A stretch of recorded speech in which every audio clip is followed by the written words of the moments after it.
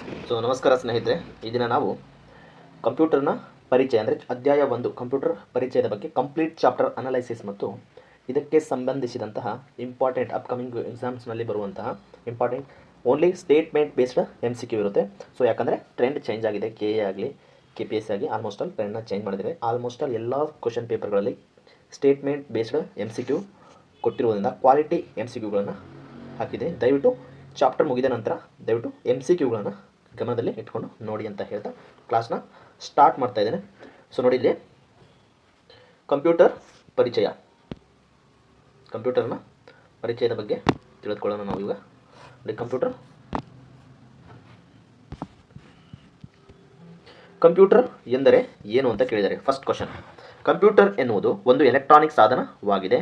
ಇದು ಬಳಕೆದಾರರಿಂದ ದತ್ತಾಂಶವನ್ನು ಅಂದರೆ ಡಾಟಾವನ್ನು ಇನ್ಪುಟ್ ಆಗಿ ಪಡೆದು ಅದಕ್ಕೆ ತಕ್ಕಂತೆ ಸಂಸ್ಕರಣೆ ಅಂದರೆ ಪ್ರೋಸೆಸ್ ಮಾಡಿ ನಮಗೆ ಬೇಕಾದ ನಿಖರವಾದ ಮತ್ತು ಅರ್ಥಗರ್ಭಿತವಾದ ಮಾಹಿತಿಯನ್ನು ನೀಡುತ್ತದೆ. ಏನು ನಮಗೆ ಕಂಪ್ಯೂಟರ್ ಏನು ಮಾಡುತ್ತಂದರೆ, ಈ ಕಂಪ್ಯೂಟರ್ ಏನು ಮಾಡುತ್ತಂದರೆ ಇಲ್ಲಿ ನಮಗೆ ಇನ್ಪುಟ್ ಆಗಿ ಡಾಟಾವನ್ನು ತಗೊಳ್ಳುತ್ತೆ. ಡಾಟಾವನ್ನು ತಗೊಂಡು ನಮಗೆ ಇಲ್ಲಿ ಪ್ರೋಸೆಸ್ ಆಗುತ್ತೆ. ಎಲ್ಲಿ ಪ್ರೋಸೆಸ್ ಆಗುತ್ತೆ ಅಂದರೆ CPU ಪ್ರೋಸೆಸ್ ಆಗಿಬಿಟ್ಟು ನಂತರ ನಮಗೆ ಏನು ಕೊಡುತ್ತೆ, ಔಟ್ಪುಟನ್ನು ನೀಡುವಂಥದ್ದು, ನಿಖರವಾದ ಇನ್ಫಾರ್ಮೇಷನ್ನ ನಮಗೆ ಒದಗಿಸೋದು. ಈ ಕೆಲಸವನ್ನು ಮಾಡುವುದು ಯಾವುದು, ಕಂಪ್ಯೂಟರ್ ಅಂತ ಕರೆಯುವಂಥದ್ದು. ನೋಡಿ, ಕಂಪ್ಯೂಟರ್ ಎಂಬ ಪದವು ಲ್ಯಾಟಿನ್ ಭಾಷೆಯ ಕಂಪ್ಯೂಟರ್ ಎಂಬ ಪದದಿಂದ ಬಂದಿರುವಂಥದ್ದು. ಯಾವ ಭಾಷೆಯಿಂದ ಬಂದಿದೆ ಕಂಪ್ಯೂಟರ್ ಎಂಬ ಪದ ಅಂದರೆ ಲ್ಯಾಟಿನ್ ಭಾಷೆಯಿಂದ ಬಂದಿರುವಂಥದ್ದು. ನೋಡಿ, ಇದರ ಅರ್ಥ ಕಂಪ್ಯೂಟರ್ ಅಂದರೆ ಇದರ ಅರ್ಥ ಏನಂದರೆ ಟು ಕ್ಯಾಲ್ಕುಲೇಟ್ ಅಂತ ಅರ್ಥವನ್ನು ಕೊಡುತ್ತದೆ. ಕಂಪ್ಯೂಟರ್ ಅಂದರೆ ಟು ಕ್ಯಾಲ್ಕುಲೇಟ್ ಅಂತ ಅರ್ಥವನ್ನು ಕೊಡುವಂಥದ್ದು. ಹಾಗಾದರೆ ಪ್ರಮುಖ ವ್ಯಕ್ತಿಗಳನ್ನು ನೋಡುವುದಾದರೆ, ಕಂಪ್ಯೂಟರ್ನ ಯಾರು ಕಂಡುಹಿಡಿದರಂದ್ರು ಪ್ರಮುಖ ವ್ಯಕ್ತಿಗಳನ್ನು ನೋಡಿದರೆ ನೋಡಿ, ಇಲ್ಲಿ ಚಾರ್ಲ್ಸ್ ಬ್ಯಾಬೇಜ್ ಅಂತ ಬರ್ತಾರೆ. ನೋಡಿ, ಚಾರ್ಲ್ಸ್ ಬ್ಯಾಬೇಜ್ ಏನು ಮಾಡ್ತಾರೆ ಅಂದರೆ ಇವರು ಕಂಪ್ಯೂಟರ್ನ ಪಿತಾಮಹ, ಫಾದರ್ ಆಫ್ ಕಂಪ್ಯೂಟರ್ ಅಂತ ಕರಿತೀವಿ ನಾವು. ಯಾರನ್ನ? ಚಾರ್ಲ್ಸ್ ಬ್ಯಾಬೇಜನ್ನು ಫಾದರ್ ಆಫ್ ಕಂಪ್ಯೂಟರ್ ಅಂತ ಕರೆಯುವಂಥದ್ದು. ಸೊ 1830ರ ದಶಕದಲ್ಲಿ ಇವರು ಅನಾಲಿಟಿಕಲ್ ಎಂಜಿನ್ ಎಂಬ ಯಂತ್ರವನ್ನು ವಿನ್ಯಾಸಗೊಳಿಸಿದ್ದರು. ಯಾವುದು? ಅನಾಲಿಟಿಕಲ್ ಎಂಜಿನ್ ಎಂಬ ಯಂತ್ರವನ್ನು ಯಾವಾಗ 1830ರಲ್ಲಿ ಚಾರ್ಲ್ಸ್ ಬ್ಯಾಬೇಜ್ ಅವರು ಏನು ಮಾಡಿದರು, ವಿನ್ಯಾಸಗೊಳಿಸಿದರು. ಇವರನ್ನ ಕಂಪ್ಯೂಟರ್ನ ಪಿತಾಮಹ ಅಂತ ಕರೀತಾರೆ. ಯಾರನ್ನ? ಚಾರ್ಲ್ಸ್ ಬ್ಯಾಬೇಜ್ ಕಂಪ್ಯೂಟರ್ನ ಪಿತಾಮಹ. ವೆರಿ ಇಂಪಾರ್ಟೆಂಟ್, ಎಲ್ಲ ಕ್ವಶನ್ ಪೇಪರ್ಗಳಲ್ಲಿ ಇಟ್ಬಿಡ್ತಾರೆ. ಈಸಿ ಐತೆ ಅಂತ ಬಿಟ್ಬಿಟ್ರೆ ಮುಗಿದ್ಕತೆ. Charles Babbage. ಹಾಗಾದರೆ ಇನ್ನೊಬ್ಬ ರೀಸೆಂಟಾಗಿ ಯಾವುದು ಎಕ್ಸಾಮಲ್ಲಿ ಕೇಳ್ತಿದ್ದಾರೆ ಅಂದರೆ ನೋಡಿದೆ, ಪ್ರಪಂಚದ ಮೊದಲ ಪ್ರೋಗ್ರಾಮರ್ ಯಾರು ಅಂತ ಕೇಳ್ತಿದ್ದಾರೆ. ಯಾರಂದರೆ ಅಗಸ್ಟಾ ಲವ್ಲಾ ಅಡೇಸ್. ಇವರು ಪ್ರಪಂಚದ ಮೊದಲ ಪ್ರೋಗ್ರಾಮರ್ ಆಗಿದ್ದಾರೆ. ಆದರೆ ಕಂಪ್ಯೂಟರ್ನ ಪಿತಾಮಹ ಚಾರ್ಲ್ಸ್ ಬ್ಯಾಬೇಜ್ ಆದರೆ ಆಧುನಿಕ ಕಂಪ್ಯೂಟರ್ನ ಪಿತಾಮಹ ಅಂತ ಯಾರನ್ನ ಕರೀತಾರೆ ಅಂದರೆ ದಟ್ ಈಸ್ ಅಲನ್ ಟ್ಯೂರಿಂಗ್ ಅವರನ್ನ ಆಧುನಿಕ ಕಂಪ್ಯೂಟರ್ನ ಪಿತಾಮಹ ಅಂತ ಕರೀತಾರೆ. ಅಂದರೆ ಫಾದರ್ ಆಫ್ ಮಾಡರ್ನ್ ಕಂಪ್ಯೂಟರ್ ಅಂತ ಯಾರನ್ನ ಕರೀತಾರೆ? Alan Turing. ಕ್ವಶನ್ ಇವಾಗ ಈ ಥರ ಆಗ್ತಿದೆ, ಚಾರ್ಲ್ಸ್ ಬ್ಯಾಬೇಜ್ ಜಮಾನ ಹೋಯಿತು, ಇವಾಗ ಆಗಸ್ಟ್ ಅಡಾ ಲವ್ಲೇಸ್ ಇವರು ಪ್ರಪಂಚದ ಮೊದಲ ಪ್ರೋಗ್ರಾಮರ್ ಆದರೆ ನೆಕ್ಸ್ಟ್ ವೆರಿ ಮೋಸ್ಟ್ ಇಂಪಾರ್ಟೆಂಟ್ ಅಂದರೆ ಆಧುನಿಕ ಈಗ ಏನು ಹೊಸದಾಗಿ ಬಂದಿದೆ, ಹೊಸ ಪೀಳಿಗೆ ಕಂಪ್ಯೂಟರ್, ಆಧುನಿಕ ಕಂಪ್ಯೂಟರ್ನ ಪಿತಾಮಹ ಬಂದ್ಬಿಟ್ಟು ಅಲನ್ ಟ್ಯೂರಿಂಗ್. ಪದೇ ನೀವು ವರ್ಡ್ಸ್ಗಳನ್ನು, ಇದು ಹೆಸರುಗಳು ಸ್ವಲ್ಪ ನೆನಪಿಟ್ಕೊಳ್ಳೋಕ್ಕೆ ತುಂಬ ಕಷ್ಟ ಆಗುತ್ತೆ, ಅದಕ್ಕೆ ಪದೇ ಹೇಳ್ತಾ ಇರುವಂಥದ್ದು. ಹಾಗಾದರೆ ಕಂಪ್ಯೂಟರ್ನ ಪ್ರಮುಖ ಕಾರ್ಯಗಳು ಏನು ಅಂತ, ಫಂಕ್ಷನ್ಸ್ ಆಫ್ ದ ಕಂಪ್ಯೂಟರ್. ನೋಡಿ, ಕಂಪ್ಯೂಟರ್ನಲ್ಲಿ ಪ್ರಮುಖವಾಗಿ 4 ಹಂತಗಳಲ್ಲಿ ಕಾರ್ಯನಿರ್ವಹಿಸುತ್ತೆ. ಯಾವುದು? ಕಂಪ್ಯೂಟರ್ 4 ಹಂತದಲ್ಲಿ ಕಾರ್ಯನಿರ್ವಹಿಸುತ್ತೆ. ಯಾವ್ದು ಅಂದರೆ, so first most is input. First ಕಂಪ್ಯೂಟರ್ಗೆ ನಾವು ಇನ್ಪುಟ್ ಕೊಡಬೇಕು. ಇನ್ಪುಟ್ ಕೊಟ್ಟರೆ ಅದೇನು ಮಾಡುತ್ತಂದರೆ ದತ್ತಾಂಶ ಮತ್ತು ಸೂಚನೆಗಳನ್ನು ಕಂಪ್ಯೂಟರ್ಗೆ ಒದಗಿಸುವುದು. ಏನು ಇನ್ಪುಟ್ ಅಂದರೆ ಏನು? ದತ್ತಾಂಶಗಳನ್ನು ನಾವು ಮತ್ತು ಸೂಚನೆಗಳನ್ನು ನಾವು ಕಂಪ್ಯೂಟರ್ಗೆ ಒದಗಿಸಬೇಕು. ಯಾವುದ್ರ ಮೂಲಕ? ಇನ್ಪುಟ್ ಸಾಧನ ಯಾವುದು? ಕೀಬೋರ್ಡ್ ತಾನೆ. ಕೀಬೋರ್ಡ್ ಮೂಲಕ ಅಥವಾ ಸ್ಕ್ಯಾನರ್ ಮೂಲಕ ಸ್ಕ್ಯಾನ್ ಮಾಡಿದ್ರೆ ಅದು ಒಳಗೆ ಹೋಗುತ್ತಲ್ವ, ನಮಗೆ ಅಲ್ಲಿ ಕಾಣುವಂಥದ್ದು. ನಾವು ಅವ್ರಿಗೆ ಸೂಚನೆ ಕೊಟ್ಟರೆ ಅದು ನಾವು ಯಾವ ಥರ ಇನ್ಪುಟ್ ಕೊಡ್ತೀವೋ ಅದೇ ರೀತಿ ಅದು ಔಟ್ಪುಟ್ ಕೊಡುವಂಥದ್ದು. ಇದು ಇಂಪಾರ್ಟೆಂಟ್. ನೋಡಿ, ಉದಾಹರಣೆಗೆ ಯಾವುದು ಇನ್ಪುಟ್ ಸಾಧನಗಳು ಯಾವುದು? ಕೀಬೋರ್ಡ್, ಮೌಸ್, ಸ್ಕ್ಯಾನರ್, ಇವೆಲ್ಲ ಇನ್ಪುಟ್ ಸಾಧನಗಳು. ತುಂಬ ಸರಿ ಕ್ವಶನ್ ಆಗಿದೆ, ಇನ್ಪುಟ್ ಸಾಧನಗಳು ಯಾವುದು ಅಂತ. ಮೌಸ್ ಕೂಡ ಇನ್ಪುಟ್ ಸಾಧನ, ಸ್ಕ್ಯಾನರ್ ಕೂಡ ಇನ್ಪುಟ್ ಸಾಧನ, ಕೀಬೋರ್ಡ್ ಕೂಡ ಇನ್ಪುಟ್ ಸಾಧನ ಆಗಿರುವಂಥದ್ದು. ಹಾಗಾದರೆ ಪ್ರೊಸೆಸಿಂಗ್ ಅಂತ ಇನ್ನೊಂದು ಫಂಕ್ಷನ್ ಯಾವುದು? ಕಂಪ್ಯೂಟರ್ನ ಇನ್ಪುಟ್ ಆಯಿತು, ನೆಕ್ಸ್ಟು ಈ ಇನ್ಪುಟ್ ಕೊಟ್ಟಿದ್ದನ್ನು ಅದು ಪ್ರೋಸೆಸ್ ಮಾಡುತ್ತೆ. ಏನು ಮಾಡುತ್ತೆ? ನೀಡಲಾದ ದತ್ತಾಂಶವನ್ನು ವಿಶ್ಲೇಷಿಸಿ ಲೆಕ್ಕಾಚಾರ ಮಾಡುತ್ತದೆ. ನಾವು ಏನು ಕೊಡ್ತೀವಲ್ಲ ಇನ್ಪುಟ್ ಆಗಿ ಅದನ್ನು ಪ್ರೋಸೆಸ್ ಮಾಡುತ್ತೆ. ಯಾವುದು? ಪ್ರೊಸೆಸಿಂಗ್. ನೀಡಲಾದ ದತ್ತಾಂಶವನ್ನು ವಿಶ್ಲೇಷಿಸಿ ಲೆಕ್ಕಾಚಾರ ಮಾಡುತ್ತದೆ. ಯಾವುದು? ಉತ್ತಮ ಉದಾಹರಣೆ ಅಂದರೆ CPU. ಸಿ ಪಿ ಯು ಅಂದರೆ full form central processing unit. C P U ಅಂದರೆ ಸೆಂಟ್ರಲ್ ಪ್ರೊಸೆಸಿಂಗ್ ಯೂನಿಟ್ ತಾನೆ. ಇದು ಕಂಪ್ಯೂಟರ್ನ ಮೆದುಳು ಅಂತ ಕರೀತಾರೆ ಇದನ್ನು. ಕಂಪ್ಯೂಟರ್ನ ಮೆದುಳು ಯಾವುದು ಅಂದರೆ ನಮ್ಮ ಸಿ ಪಿ ಯು, ಆಯಿತಾ. ಹಾಗಾದರೆ ಅದಾದ ನಂತರ ಪ್ರೊಸೆಸಿಂಗ್ ಆದಮೇಲೆ ಡಾಟಾ ಏನಾಗುತ್ತೆ, ಕಂಪ್ಯೂಟರ್ನ ಸಿ ಪಿ ಯುನಲ್ಲಿ ಪ್ರೊಸೆಸ್ ಆಗುತ್ತೆ. ತದನಂತರ ಏನಾಗುತ್ತೆ, ಔಟ್ಪುಟ್ಟನ್ನು ನೀಡುತ್ತೆ. ಔಟ್ಪುಟ್ ಯಾವ ರೀತಿ ನೋಡಿ, ಸಂಸ್ಕರಿಸಿದ ದತ್ತಾಂಶವನ್ನು ಫಲಿತಾಂಶದ ರೂಪದಲ್ಲಿ ಒದಗಿಸುತ್ತದೆ. ಇದು ನಮಗೆ ರಿಸಲ್ಟ್ ನೀಡುತ್ತೆ. ಯಾವುದು, ಔಟ್ಪುಟ್ ಆಗಿ ರಿಸಲ್ಟನ್ನು ನೀಡುತ್ತೆ. ಉತ್ತಮ ಉದಾಹರಣೆ ಏನಂದರೆ, ಔಟ್ಪುಟ್ ಸಾಧನಗಳಿಗೆ ಉತ್ತಮ ಉದಾಹರಣೆ ಬಂದುಬಿಟ್ಟು ಮಾನಿಟರ್, ಪ್ರಿಂಟರ್, ಸ್ಪೀಕರು ಬರುತ್ತೆ. ಇವೆಲ್ಲ ಔಟ್ಪುಟ್. ನಾವು ಏನಾದರೂ ಸಾಂಗ್ ಪ್ಲೇ ಮಾಡಿದರೆ ಸ್ಪೀಕರಲ್ಲಿ ಸಾಂಗ್ ಹೊರಗಡೆ ಕೇಳುತ್ತಲ್ವ ನಮಗೆ, ಅದು ಔಟ್ಪುಟ್. ಮಾನಿಟರಲ್ಲಿ ನಾವು ಇನ್ಪುಟ್ ಏನಾದರೂ ಕೀಬೋರ್ಡಲ್ಲಿ ಓದ್ತಿದ್ರೆ ಮಾನಿಟರ್ ಮೇಲೆ ಕಾಣಿಸ್ತಲ್ಲ ಅಕ್ಷರಗಳು, ಅಥವಾ ಏನಾದರೂ ನೀವು ಡ್ರಾಯಿಂಗ್ ಮಾಡ್ತಿದ್ರೆ ಅದು ಮಾನಿಟರ್ ಮೇಲೆ ಡಿಸ್ಪ್ಲೇ ಆಗುತ್ತಲ್ಲ, ಅದು ಔಟ್ಪುಟ್. ಅದು ಸೊ ಈ ಥರ ಅನಲೈಸ್, ನೀವು ಸುಮ್ಮನೆ ಗಟ್ಟು ಹೊಡ್ಕೊಂತ ಹೋದರೆ ಆಗಲ್ಲ ಅದು. ಸೊ ಪ್ರಿಂಟರ್, ನೀವೇನಾದರೂ ಅಲ್ಲಿ ಪ್ರಿಂಟ್ ಕೊಟ್ಟರೆ, ಏನಾದರೂ ಟೈಪ್ ಮಾಡಿ ಏನೋ ಡಾಕ್ಯುಮೆಂಟ್ ಇರ್ತಿದೆ, ಅದನ್ನು ಪ್ರಿಂಟ್ ಕೊಟ್ಟರೆ ಅದು ಹೊರಗಡೆ ಬರುತ್ತಲ್ಲ, ಅದು ಔಟ್ಪುಟ್ ಅಲ್ವಾ ಅದು. ಸೊ ಔಟ್ಪುಟ್ ಸಾಧನಗಳಂದರೆ ಮಾನಿಟರ್, ಪ್ರಿಂಟರ್, ಸ್ಪೀಕರ್ ಉತ್ತಮ ಉದಾಹರಣೆಗಳು ಆಗಿರುವಂಥದ್ದು. Next storage. ಇವೆಲ್ಲವನ್ನು ಒಂದು ಸ್ಟೋರ್ ಮಾಡುತ್ತೆ. 4ನೇ ಹಂತ ಯಾವುದು, ಸ್ಟೋರೇಜ್. ಭವಿಷ್ಯದ ಬಳಕೆಗಾಗಿ ಡೇಟಾ ಮತ್ತು ಮಾಹಿತಿಯನ್ನು ಸೇಕರಿಸಿಡುವುದು ಯಾವುದು, ಸ್ಟೋರೇಜ್ನ ಕೆಲಸವಾಗಿದೆ. ಉತ್ತಮ ಉದಾಹರಣೆ ಅಂದರೆ ಹಾರ್ಡ್ ಡಿಸ್ಕ್, ಆಮೇಲೆ ಪೆನ್ ಡ್ರೈವ್, ಆಮೇಲೆ SSD ಕೂಡ ಆಗ್ಬೋದು. SSD ಕೂಡ ಬರುತ್ತೆ. SSD, hard disk, pen drive, ಆಮೇಲೆ SSD ಕೂಡ ಉದಾಹರಣೆ ಆಗಿರುವಂಥದ್ದು, ಆಯಿತಾ. ಸೊ ಇವು ಕಂಪ್ಯೂಟರ್ನ ಮುಖ್ಯ ಫಂಕ್ಷನ್ಸ್, ಕಾರ್ಯಗಳು, 4 ಪ್ರಮುಖ ಕಾರ್ಯಗಳು ಆಗಿರುವಂಥ. ವೆರಿ ವೆರಿ ಇಂಪಾರ್ಟೆಂಟ್, ತುಂಬ ಸರಿ ಕ್ವಶನ್ ಆಗಿದೆ. ಇನ್ಪುಟ್ ಕೊಟ್ಟರೆ ಏನಾಗುತ್ತೆ, ಅದು ಪ್ರೊಸೆಸ್ ಆಗುತ್ತೆ. ಇನ್ಪುಟ್ ಕೊಟ್ಟರೆ ಪ್ರೊಸೆಸ್ ಆಗುತ್ತೆ. ಪ್ರೊಸೆಸ್ ಆದಮೇಲೆ ಅದು ಔಟ್ಪುಟ್ ಕೊಡುತ್ತೆ. ಔಟ್ಪುಟ್ ಆದಮೇಲೆ ಅದು ಸ್ಟೋರೇಜ್ ಆಗುವಂಥದ್ದು. ಎಲ್ಲಿ ಸ್ಟೋರೇಜ್ ಆಗುತ್ತೆ, ಹಾರ್ಡ್ ಡಿಸ್ಕ್ ಮತ್ತು ಪೆನ್ ಡ್ರೈವ್ನಲ್ಲಿ ಸ್ಟೋರೇಜ್ ಆಗುವಂಥದ್ದು. ಉದಾಹರಣೆಗಳು ನೋಡಿದ್ರಿ ನೀವು. ಇನ್ಪುಟ್ಗೆ ಉದಾಹರಣೆ ಕೀಬೋರ್ಡ್, ಮೌಸ್, ಸ್ಕ್ಯಾನರ್. ಆಮೇಲೆ ಪ್ರೊಸೆಸಿಂಗ್ ಯೂನಿಟ್ ಯಾವುದಂದರೆ ಸೆಂಟ್ರಲ್ ಪ್ರೊಸೆಸಿಂಗ್ ಯೂನಿಟ್ ಅಂತಲೇ ಕರಿತೀವಿ ಇದನ್ನು. ಯಾವುದು, ಸಿ ಪಿ ಯು, ಕಂಪ್ಯೂಟರ್ನ ಮೆದುಳು ಅಂತಲೇ ಕರಿತೀವಿ ನಾವು ಇದನ್ನು. ಆಮೇಲೆ ಔಟ್ಪುಟ್ ಸಾಧನಗಳಿಗೆ ಉತ್ತಮ ಉದಾಹರಣೆ ಮಾನಿಟರ್, ಪ್ರಿಂಟರ್, ಆಮೇಲೆ ಸ್ಪೀಕರ್. ಸೊ ನೆಕ್ಸ್ಟ್ ಇದು ಸ್ಟೋರೇಜ್ ಬಂದುಬಿಟ್ರೆ ಹಾರ್ಡ್ ಡಿಸ್ಕ್ ಮತ್ತು ಪೆನ್ ಡ್ರೈವ್, ಓಕೆನಾ. ಸೊ ನೆಕ್ಸ್ಟ್ ಕಂಪ್ಯೂಟರ್ನ ತಲೆಮಾರುಗಳು, ಜನರೇಷನ್ ಆಫ್ ದ ಕಂಪ್ಯೂಟರ್. ಈ ತುಂಬ ಸತಿ ಕ್ವಶನ್ ಕೇಳಿದ್ದಾರೆ ಸ್ನೇಹಿತರೆ. ಇದನ್ನು ನೀವು ಹೆಂಗಾರ ಮಾಡಿ ಗಟ್ಟೊಡಿತೀರೋ ಏನು ಮಾಡ್ತಿರೋ ಗೊತ್ತಿಲ್ಲ, ಜಸ್ಟ್ ನೀವು ತಿಳ್ಕೊಳ್ಳೇಬೇಕು. ಕಂಪ್ಯೂಟರ್ನ ತಲೆಮಾರು, ಜನರೇಷನ್ ಆಫ್ ಕಂಪ್ಯೂಟರ್ಸ್. ನೋಡಿ, ಕಂಪ್ಯೂಟರ್ನ ಇತಿಹಾಸದಲ್ಲಿ ತಂತ್ರಜ್ಞಾನದ ಬೆಳವಣಿಗೆಯ ಆಧಾರದ ಮೇಲೆ 5 ತಲೆಮಾರುಗಳಾಗಿ ವಿಂಗಡಿಸಲಾಗಿದೆ. ಎಷ್ಟು ತಲೆಮಾರುಗಳಾಗಿ, 5 ತಲೆಮಾರುಗಳಾಗಿ ಇದನ್ನು ವಿಂಗಡಣೆ ಮಾಡಿರುವಂಥದ್ದು. ಹಾಗಾದರೆ ಮೊದಲನೇ ತಲೆಮಾರು, ಫಸ್ಟ್ ಜನರೇಷನ್ ಕಂಪ್ಯೂಟರ್ ಅಂತ ಬರುತ್ತೆ. ಅದು 1940ರಿಂದ 1956ರ ಸಮಯದಲ್ಲಿ ಬಳಕೆಗೆ ಬಂದಿರುವಂಥದ್ದು. ಯಾವುದು, ಮೊದಲನೇ ತಲೆಮಾರಿನ ಕಂಪ್ಯೂಟರ್ಗಳು. ಇದರಲ್ಲಿ ಬಳಸಿದಂಥ ಮುಖ್ಯ ತಂತ್ರಜ್ಞಾನ ಯಾವುದಂದರೆ ವ್ಯಾಕ್ಯೂಮ್ ಟ್ಯೂಬ್ಗಳನ್ನು ಬಳಸ್ತಾರೆ. ಮೊದಲನೇ ತಲೆಮಾರಿನ ಕಂಪ್ಯೂಟರ್ನಲ್ಲಿ ಯಾವುದು, ವ್ಯಾಕ್ಯೂಮ್ ಟ್ಯೂಬ್ಸ್. ಇದಕ್ಕೆ ಉತ್ತಮ ಉದಾಹರಣೆ ಬಂದುಬಿಟ್ಟು ಎನಿಯಾಕ್, ಯೂನಿವ್ಯಾಕ್, ಇಡಿವ್ಯಾಕ್. ಇವು ವ್ಯಾಕ್ಯೂಮ್ ಟ್ಯೂಬ್ ತಂತ್ರಜ್ಞಾನದ ಕಂಪ್ಯೂಟರ್ಗಳಿಗೆ ಉತ್ತಮ ಉದಾಹರಣೆ. ಎನಿಯಾಕ್, ಯೂನಿಯಾಕ್, ಇಡಿ ವ್ಯಾಕ್, ಆಯಿತಾ. ಅಂಡರ್ಸ್ಟ್ಯಾಂಡ್. ಮೊದಲನೇ ತಲೆಮಾರಿನ ಕಂಪ್ಯೂಟರ್ಗಳು ಯಾವ ಕಾಲದಲ್ಲಿ, 1940ರಿಂದ 1956ರ ಸಮಯದಲ್ಲಿ ಬಳಕೆಗೆ ಬಂತು. ಫಸ್ಟ್ ಮೋಸ್ಟ್ ಇಸ್ ಯಾವುದು, ವ್ಯಾಕ್ಯೂಮ್ ಟ್ಯೂಬ್ಸ್, ವ್ಯಾಕ್ಯೂಮ್. ನೆಕ್ಸ್ಟ್ ಎರಡನೇ ತಲೆಮಾರಿನ ಕಂಪ್ಯೂಟರ್ಗಳು ಬಂದುಬಿಟ್ರೆ 1956ರಿಂದ 1963ರ ಸಮಯದಲ್ಲಿ ಈ ಕಂಪ್ಯೂಟರ್ಗಳು ಬಳಕೆಗೆ ಬಂದಿತ್ತು. ಹಾಗಾದರೆ ಇದರಲ್ಲಿ ಏನು ಬಳಸಲಾಯಿತು ಅಂದರೆ ಟ್ರಾನ್ಸಿಸ್ಟರ್ಗಳನ್ನು ಬಳಸಲಾಯಿತು. ಯಾವುದು, ಟ್ರಾನ್ಸಿಸ್ಟರ್. ಎಲ್ಲಿ, ಎರಡನೇ ತಲೆಮಾರಿನ ಕಂಪ್ಯೂಟರ್ಗಳಲ್ಲಿ ಟ್ರಾನ್ಸಿಸ್ಟರ್ಗಳನ್ನು ಬಳಸಲಾಗಿದೆ. ಹಾಗಾದರೆ ಎಲ್ಲಿ ಬಳಸಲಾಯಿತು, ಉತ್ತಮ ಉದಾಹರಣೆ ನೋಡಿ. IBM 7094, ಯೂನಿವ್ಯಾಕ್ 1108 ಈ ಸಾಧನಗಳಲ್ಲಿ ಇದನ್ನು ಬಳಸಲಾಯಿತು. ಯಾವುದು, ಎರಡನೇ ತಲೆಮಾರಿನ ಕಂಪ್ಯೂಟರ್ಗಳನ್ನು. ಉತ್ತಮ ಉದಾಹರಣೆಗಳು ಯಾವ, IBM, ಯೂನಿವ್ಯಾಕ್ 1108. ಸೊ ಟ್ರಾನ್ಸಿಸ್ಟರ್, ಒಂದನೇ ತಲೆಮಾರು ವ್ಯಾಕ್ಯೂಮ್ ಆದರೆ ಎರಡನೇ ತಲೆಮಾರು ಟ್ರಾನ್ಸಿಸ್ಟರ್ಗಳನ್ನು ಬಳಸಲಾಯಿತು. ಮೂರನೇ ತಲೆಮಾರಿನಲ್ಲಿ ಇಂಟಿಗ್ರೇಟೆಡ್ ಸರ್ಕ್ಯೂಟ್ಗಳನ್ನು ಬಳಸ್ತಾರೆ. ಐ ಸಿ ಚಿಪ್ಸ್ ಅಂತ ಹೇಳ್ತಾರೆ. ಇಂಟಿಗ್ರೇಟೆಡ್ ಸರ್ಕ್ಯೂಟ್ಗಳನ್ನು ಮೂರನೇ ತಲೆಮಾರಿನಲ್ಲಿ ಬಳಸಲಾಯಿತು. ಮೂರನೇ ತಲೆಮಾರು ಯಾವ ಸಮಯದಲ್ಲಿ ಬಳಕೆಯಲ್ಲಿತ್ತಂದರೆ 1964ರಿಂದ 1971ರ ಸಮಯದಲ್ಲಿ ಮೂರನೇ ತಲೆಮಾರಿನ ಕಂಪ್ಯೂಟರ್ಗಳು ಬಳಕೆಯಲ್ಲಿ ಇತ್ತು. ಹಾಗಾದರೆ ಇದಕ್ಕೆ ಉತ್ತಮ ಉದಾಹರಣೆ ಬಂದುಬಿಟ್ಟು IBM 360, ಆಮೇಲೆ PDP-8 ಮತ್ತು IBM 360 ಉತ್ತಮ ಉದಾಹರಣೆ ಆಗಿದೆ ಕಂಪ್ಯೂಟರ್ಗಳಿಗೆಲ್ಲ. ಸೊ ನೆಕ್ಸ್ಟ್ 4ನೇ ತಲೆಮಾರಿನ ವೆರಿ ಇಂಪಾರ್ಟೆಂಟ್ ಏನು ಗೊತ್ತಾ, ಇಸ್ವಿ ಇಂಪಾರ್ಟೆಂಟ್. ಆಮೇಲೆ ಯಾವ ಪ್ರಮುಖ ತಂತ್ರಜ್ಞಾನಗಳನ್ನು ಬಳಸಲಾಯಿತು, ಆಮೇಲೆ ತುಂಬ ಸರಿ ಇದನ್ನು ಕೇಳಿದ್ದಾರೆ. ಯಾವುದು ಮೊದಲನೇ ತಲೆಮಾರಿನ ಕಂಪ್ಯೂಟರ್ಗಳಿಗೆ ಉತ್ತಮ ಉದಾಹರಣೆಗಳು ಯಾವ ಅಂತ ಎನ್ಯಾಕ್, ಯೂನಿಯಾಕ್, ಇಡಿ, ವ್ಯಾಕ್. ವೆರಿ ಇಂಪಾರ್ಟೆಂಟ್ ಆಯಿತಾ. ಸೊ ನೆಕ್ಸ್ಟ್ 4ನೇ ತಲೆಮಾರು 1971ರಲ್ಲಿ ಪ್ರಸ್ತುತವಾಗಿ ಇದು ಬೆಳಕಿಗೆ ಬಂತಿತ್ತು. ಎಲ್ಲೋ ಅವಾಗ 1971ರಲ್ಲಿ ಬೆಳಕಿಗೆ ಬಂತು. ಇದರಲ್ಲಿ ಮೈಕ್ರೋ ಪ್ರೊಸೆಸರ್ಗಳನ್ನು ಬಳಸ್ತಾರೆ. ಯಾವುದು ಮೈಕ್ರೋ ಪ್ರೊಸೆಸರ್ ಅಂದರೆ VLSI, ವೆರಿ ಲಾರ್ಜ್ ಸ್ಕೇಲ್ ಇಂಟಿಗ್ರೇಷನ್ಗಳನ್ನು ಬಳಸ್ತಾರೆ. ಎಲ್ಲಿ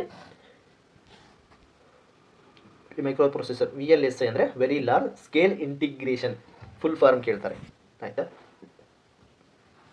ಮೈಕ್ರೋ ಪ್ರೊಸೆಸರ್ಗಳನ್ನು ಇಲ್ಲಿ ಬಳಸ್ತಾರೆ. ಆಮೇಲೆ ಇದನ್ನು ಆಪಲ್ ಮ್ಯಾಕಿಂತೋಶ್ IBC PCಗಳಲ್ಲಿ, IBM PCಗಳಲ್ಲಿ ಬಳಸ್ತಾರೆ. ಆಮೇಲೆ ಆ್ಯಪಲ್ ಮ್ಯಾಕಿಂತೋಶ್ಗಳಲ್ಲಿ ಕೂಡ ಬಳಸಿದ್ದಾರೆ. ಯಾವ ತಲೆಮಾರಿನ 4ನೇ ತಲೆಮಾರಿನ ಕಂಪ್ಯೂಟರ್ಗಳನ್ನು. ಆದರೆ 5ನೇ ತಲೆಮಾರಿನ ಕಂಪ್ಯೂಟರ್ ಈಗ ಪ್ರಸ್ತುತದಲ್ಲಿ ಇದು ಬಳಕೆಯಲ್ಲಿ ಇರುವಂಥದ್ದು. ಆರ್ಟಿಫಿಷಿಯಲ್ ಇಂಟೆಲಿಜೆನ್ಸ್, AI ತಂತ್ರಜ್ಞಾನ ಫುಲ್ ಬೂಮಲ್ಲಿದೆ ಇವಾಗ ಸದ್ಯಕ್ಕೆ. ಯಾವುದು AI 5ನೇ ತಲೆಮಾರು, ವೆರಿ ಇಂಪಾರ್ಟೆಂಟ್. 5ನೇ ತಲೆಮಾರು ಪ್ರಸ್ತುತದಲ್ಲಿ ಬಳಕೆ ಇರುವಂತಹ ಒಂದು ಕಂಪ್ಯೂಟರ್ನ ಒಂದು ಅಪ್ಗ್ರೇಡೆಡ್ ವರ್ಷನ್ಸ್. ಸೊ ಇದರಲ್ಲಿ ಮೇನಾಗಿ ರೋಬೋಟ್ಗಳು ಆಮೇಲೆ ಸ್ಮಾರ್ಟ್ ಸಾಧನಗಳು ಇಲ್ಲಿ ಬಳಕೆಗೆ ಬಂದಿರುವಂಥದ್ದು. ಇದಕ್ಕೆ ಪ್ರಮುಖ ಉತ್ತಮ ಉದಾಹರಣೆ ಆಗಿರುವಂಥದ್ದು. ಹಾಗಾದರೆ ನೆಕ್ಸ್ಟ್ ಕಂಪ್ಯೂಟರ್ನ ವಿಧಗಳು ಅಂತ ಬರುತ್ತೆ. ಏನಿದು ಟೈಪ್ಸ್ ಆಫ್ ಕಂಪ್ಯೂಟರ್ಸ್, ಯಾವ್ಯಾವ ರೀತಿಯ ಕಂಪ್ಯೂಟರ್ಗಳು ಮಾರ್ಕೆಟಲ್ಲಿ ಲಭ್ಯವಿದೆ ನಿಮಗೆ ಅಂತ. ಸೊ ನೋಡಿ, ಗಾತ್ರ ಮತ್ತು ಸಾಮರ್ಥ್ಯದ ಆಧಾರದ ಮೇಲೆ ಕಂಪ್ಯೂಟರ್ಗಳನ್ನು ಎಷ್ಟು ವಿಧಗಳನ್ನಾಗಿ, 4 ವಿಧಗಳನ್ನಾಗಿ ವಿಂಗಡಿಸಲಾಗಿದೆ. ನೋಡಿ ಸ್ನೇಹಿತರೆ, ಎಷ್ಟು ವಿಧ, 4 ವಿಧಗಳನ್ನಾಗಿ ವಿಂಗಡಿಸಲಾಗಿದೆ. ಹಾಗಾದರೆ ಸೂಪರ್ ಕಂಪ್ಯೂಟರ್, ಫಸ್ಟ್ ಒಂದು ಸೂಪರ್ ಕಂಪ್ಯೂಟರ್ ಅಂತ ಬರುತ್ತೆ. ಸೂಪರ್ ಕಂಪ್ಯೂಟರ್ ಇವು ಅತ್ಯಂತ ವೇಗವಾದ ಮತ್ತು ಅತಿ ಹೆಚ್ಚು ಶಕ್ತಿಶಾಲಿ ಕಂಪ್ಯೂಟರ್ಗಳಾಗಿವೆ. ಹವಾಮಾನ ಮುನ್ಸೂಚನೆ, ಬಾಹ್ಯಾಕಾಶ ಸಂಶೋಧನೆ ಮತ್ತು ವೈಜ್ಞಾನಿಕ ಲೆಕ್ಕಾಚಾರಗಳಿಗೆ ಬಳಸಲಾಗುತ್ತದೆ. ಎಲ್ಲಿ ಇವು ಅತ್ಯಂತ ವೇಗವಾದ ಮತ್ತು ಅತಿ ಹೆಚ್ಚು ಶಕ್ತಿಶಾಲಿ ಕಂಪ್ಯೂಟರ್ಗಳಾಗಿದ್ದು ಹವಾಮಾನ ಮುನ್ಸೂಚನೆ, ಬಾಹ್ಯಾಕಾಶ ಸಂಶೋಧನೆ, ವೈಜ್ಞಾನಿಕ ಲೆಕ್ಕಾಚಾರಗಳಿಗೆ ಬಳಸಲಾಗುತ್ತದೆ. ಹಾಗಾದರೆ ಭಾರತದಲ್ಲಿ ಪ್ರಥಮ ಸೂಪರ್ ಕಂಪ್ಯೂಟರ್ ಯಾವುದು? ಪರಮ್ 8000 ನೋಡಿ, ಪರಮ್ 8000. ಆಮೇಲೆ ಕ್ರೈ ಒನ್ ಅಂತ ಒಂದು ಕಂಪ್ಯೂಟರ್, ಪರಮ್ 8000 ಮತ್ತು ಕ್ರೈ 1 ಇದು ಇಂಡಿಯನ್ ಸೂಪರ್ ಕಂಪ್ಯೂಟರ್ಸ್ ಇವೆಲ್ಲ. ಹಾಗಾದರೆ ಮೇನ್ ಫ್ರೇಮ್ ಕಂಪ್ಯೂಟರ್ಸ್ ಅಂತ ಬರುತ್ತೆ. ಮೇನ್ ಫ್ರೇಮ್ ಕಂಪ್ಯೂಟರ್ಸ್ ಅಂದರೆ ಏನಿದು? ಸೂಪರ್ ಕಂಪ್ಯೂಟರ್ ನೋಡಿದ್ವಿ, ಯಾವುದಕ್ಕೆ ಉಪಯುಕ್ತವಾಗಿದೆ? ಹವಾಮಾನ ಮುನ್ಸೂಚನೆ, ಬಾಹ್ಯಾಕಾಶ ಸಂಶೋಧನೆ ಮತ್ತು ವೈಜ್ಞಾನಿಕ ಲೆಕ್ಕಾಚಾರಗಳಿಗೆ ಇದನ್ನು ಬಳಸಲಾಗುತ್ತೆ. ಓಕೆನಾ? ಹಾಗಾದರೆ ಮೇನ್ ಫ್ರೇಮ್ ಕಂಪ್ಯೂಟರ್ಸ್ ಅಂದರೆ ಏನು ಅಂತ, ಏಕಕಾಲದಲ್ಲಿ ಸಾವಿರಾರು ಬಳಕೆದಾರರು ಕಾರ್ಯನಿರ್ವಹಿಸಬಹುದಾದ ದೊಡ್ಡ ಕಂಪ್ಯೂಟರ್ಗಳು. ದೊಡ್ಡ ಬ್ಯಾಂಕ್ ಮೊದಲ ಎಲ್ಲಿ ಹಾಕ್ತಾರೆ ಅಂದರೆ ಇದನ್ನು ದೊಡ್ಡ ಬ್ಯಾಂಕುಗಳಲ್ಲಿ, ವಿಮಾ ಕಂಪನಿಗಳು, ಸರ್ಕಾರಿ ಕಚೇರಿಗಳ ಡೇಟಾ ನಿರ್ವಹಿಸಲು ಇದನ್ನು ಬಳಸ್ತಾರೆ. ಯಾವುದನ್ನು? ಮೇನ್ ಫ್ರೇಮ್ ಕಂಪ್ಯೂಟರ್ಗಳನ್ನು. ಆಯಿತು ಅನ್ಕೋತೀನಿ. ದೊಡ್ಡ ಬ್ಯಾಂಕ್ಗಳಲ್ಲಿ ಅಂದರೆ ಏಕಕಾಲದಲ್ಲಿ ಸಾವಿರಾರು ಬಳಕೆದಾರರು ಕಾರ್ಯನಿರ್ವಹಿಸಬಹುದು ಈ ಕಂಪ್ಯೂಟರ್ಗಳಲ್ಲಿ. ಅದಕ್ಕೆ ಇದನ್ನು ಮೇನ್ ಫ್ರೇಮ್ ಕಂಪ್ಯೂಟರ್ಸ್ ಅಂತ ಕರೆಯುವಂಥದ್ದು. ದೊಡ್ಡ ಕಂಪನಿಗಳಲ್ಲಿ ಅಥವಾ ಈ ಬ್ಯಾಂಕು ಅಥವಾ ವಿಮಾ ಕಂಪನಿ ಕಚೇರಿಗಳಲ್ಲಿ ಸೊ ಇದನ್ನು ಬಳಸ್ತಾರೆ. ಮೇನ್ ಫ್ರೇಮ್ ಕಂಪ್ಯೂಟರ್ ಅಂತ ಗೊತ್ತಾಯ್ತು ಅನ್ಕೋತೀನಿ. ಸೊ ನೆಕ್ಸ್ಟ್ ಬರುತ್ತೆ ಮಿನಿ ಕಂಪ್ಯೂಟರ್. ಮಿನಿ ಕಂಪ್ಯೂಟರ್ ಅಂದರೆ ಇವು ಮೇನ್ ಫ್ರೇಮ್ಗಿಂತ ಚಿಕ್ಕದಾಗಿರುತ್ತವೆ. ಮಧ್ಯಮ ಗಾತ್ರದ ಸಂಸ್ಥೆಗಳು ಮತ್ತು ಸರ್ವರ್ಗಳಾಗಿ ಬಳಸಲಾಗುತ್ತದೆ. ಇದನ್ನು ಮಧ್ಯಮ ಗಾತ್ರದ ಸಂಸ್ಥೆಗಳು ಅಂದರೆ ಚಿಕ್ಕಪುಟ್ಟ ಸಂಸ್ಥೆಗಳು ಮತ್ತು ಸರ್ವರ್ಗಳಾಗಿ ಕೂಡ ಇದನ್ನು ಬಳಸ್ತಾರೆ. ಯಾವುದನ್ನು? ಮಿನಿ ಕಂಪ್ಯೂಟರ್ಸ್ ಅಂತ ಬರುತ್ತೆ. ಹಾಗಾದರೆ last one is micro computer. ಇವುಗಳನ್ನು ಪರ್ಸನಲ್ ಕಂಪ್ಯೂಟರ್ ಅಂದರೆ PC ಎಂದು ಕರೆಯಲಾಗುತ್ತದೆ. ಇವು ಗಾತ್ರದಲ್ಲಿ ಚಿಕ್ಕದಾಗಿದ್ದು ದೈನಂದಿನ ಜೀವನದಲ್ಲಿ ಬಳಸುವ ನೋಡಿ, ಇವುಗಳು ಪರ್ಸನಲ್ ಕಂಪ್ಯೂಟರ್ ಎಂದು ಕರೆಯಲಾಗುತ್ತದೆ. ಇವು ಗಾತ್ರದಲ್ಲಿ ಚಿಕ್ಕದಾಗಿದ್ದು ನಾವು ದೈನಂದಿನ ಜೀವನದಲ್ಲಿ ಬಳಸುವ ಡೆಸ್ಕ್ಟಾಪ್, ಲ್ಯಾಪ್ಟಾಪ್, ಟ್ಯಾಬ್ಲೆಟ್ ಮತ್ತು ಸ್ಮಾರ್ಟ್ ಫೋನ್ಗಳು ಈ ಗುಂಪಿಗೆ ಸೇರಿರುತ್ತೆ. ಯಾವುದಕ್ಕೆ? Micro computer. ನೀವು ಮೈಕ್ರೋ ಮತ್ತು ಮಿನಿಗೆ ಕನ್ಫ್ಯೂಸ್ ಮಾಡ್ಕೋಬೇಡಿ. ಮೈಕ್ರೋ ಅಂದರೆ ನಾವು ದಿನನಿತ್ಯ ಬಳಸ್ತೀವಲ್ಲ, ಮೊಬೈಲ್ಸು, ಟ್ಯಾಬ್ಲೆಟ್ಸು, ಆಮೇಲೆ ಲ್ಯಾಪ್ಟಾಪು, ಡೆಸ್ಕ್ಟಾಪು, ಕೆಲವೊಂದು ಸಿಸ್ಟಮ್ಗಳನ್ನು ಇಟ್ಕೊಂಡು ಯೂಸ್ ಮಾಡ್ತೀವಲ್ಲ, ಅದು ಮೈಕ್ರೋ ಕಂಪ್ಯೂಟರ್ಸ್. ಎಷ್ಟು ರೀತಿಯಾಗಿ ಡಿವೈಡ್ ಮಾಡಿದರೆ? 4 ರೀತಿ. First one is super computer, main frame computer, mini computer, micro computer. ಹಾಗಾದರೆ ಸೂಪರ್ ಕಂಪ್ಯೂಟರ್ ಎಲ್ಲಿ ಬಳಕೆ ಅಂದರೆ ಹವಾಮಾನ ಮುನ್ಸೂಚನೆ, ಬಾಹ್ಯಾಕಾಶ ಸಂಶೋಧನೆ ಮತ್ತು ವೈಜ್ಞಾನಿಕ ಲೆಕ್ಕಾಚಾರಗಳಲ್ಲಿ ಬಳಸ್ತಾರೆ. ಆಮೇಲೆ ಮೇನ್ ಫ್ರೇಮ್ ಕಂಪ್ಯೂಟರ್ಸ್ ಎಲ್ಲೂ ದೊಡ್ಡ ಬ್ಯಾಂಕು ಮತ್ತು ದೊಡ್ಡ ವಿಮಾ ಕಂಪನಿಗಳು, ಬೃಹತ್ ಕಂಪನಿಗಳಲ್ಲಿ ಇದನ್ನು, ಆಮೇಲೆ ಸರ್ಕಾರಿ ಕಚೇರಿಗಳಲ್ಲಿ ಕೂಡ ಇದು ಇಂಪಾರ್ಟೆಂಟ್, ಸರ್ಕಾರಿ ಕಚೇರಿಗಳಲ್ಲಿ ಇದನ್ನು ಬಳಸ್ತಾರೆ. ಆಮೇಲೆ ಮಿನಿ ಕಂಪ್ಯೂಟರ್ನ ಸಣ್ಣ ಪುಟ್ಟ ಮಧ್ಯಮ ಗಾತ್ರದ ಸಂಸ್ಥೆಗಳಲ್ಲಿ, ಮೀಡಿಯಂ ಸಣ್ಣ ಪುಟ್ಟ ಸಂಸ್ಥೆಗಳಲ್ಲಿ ಇದನ್ನು ಬಳಸ್ತಾರೆ. ಆಮೇಲೆ ಮೈಕ್ರೋ ಕಂಪ್ಯೂಟರ್ ನೀವು ಯೂಸ್ ಮಾಡುವಂಥ personal computer, PC full form ಏನಂದರೆ PC ಅಂತ ಹೇಳ್ತಾರಲ್ಲ, ಯಾವುದು? PC ಅಂದರೆ ಪೊಲೀಸ್ ಕಾನ್ಸ್ಟೇಬಲ್ ಅಲ್ಲ, ಪರ್ಸನಲ್ ಕಂಪ್ಯೂಟರ್. ಆಯಿತಾ? ನೀವು ಯೂಸ್ ಮಾಡುವಂಥದ್ದು. ನೆಕ್ಸ್ಟ್ ಬರೋದಾದರೆ ದತ್ತಾಂಶ ಮತ್ತು ಮಾಹಿತಿ, ಡಾಟಾ ವರ್ಸಸ್ ಇನ್ಫಾರ್ಮೇಷನ್ ಅಂತ ಬರುತ್ತೆ ನೋಡಿ. ಮೋಸ್ಟ್ ಪ್ರಾಬಬ್ಲಿ ಇದರಲ್ಲಿ ಪರೀಕ್ಷೆಗಳಲ್ಲಿ ಇವೆರಡರ ವ್ಯತ್ಯಾಸದ ಬಗ್ಗೆ ಆಗಾಗ ಪ್ರಶ್ನೆಗಳನ್ನು ಕೇಳಲಾಗುತ್ತೆ. ವ್ಯತ್ಯಾಸ ದತ್ತಾಂಶ ಮತ್ತು ಮಾಹಿತಿಯ ಬಗ್ಗೆ ತುಂಬ ಸರಿ ಕ್ವೆಶ್ಚನ್ ಆಗಿದೆ. ದತ್ತಾಂಶ ಅಂದರೆ ಏನು? ಸಿಂಪಲ್ ಆಗಿದ್ದು, ಇದು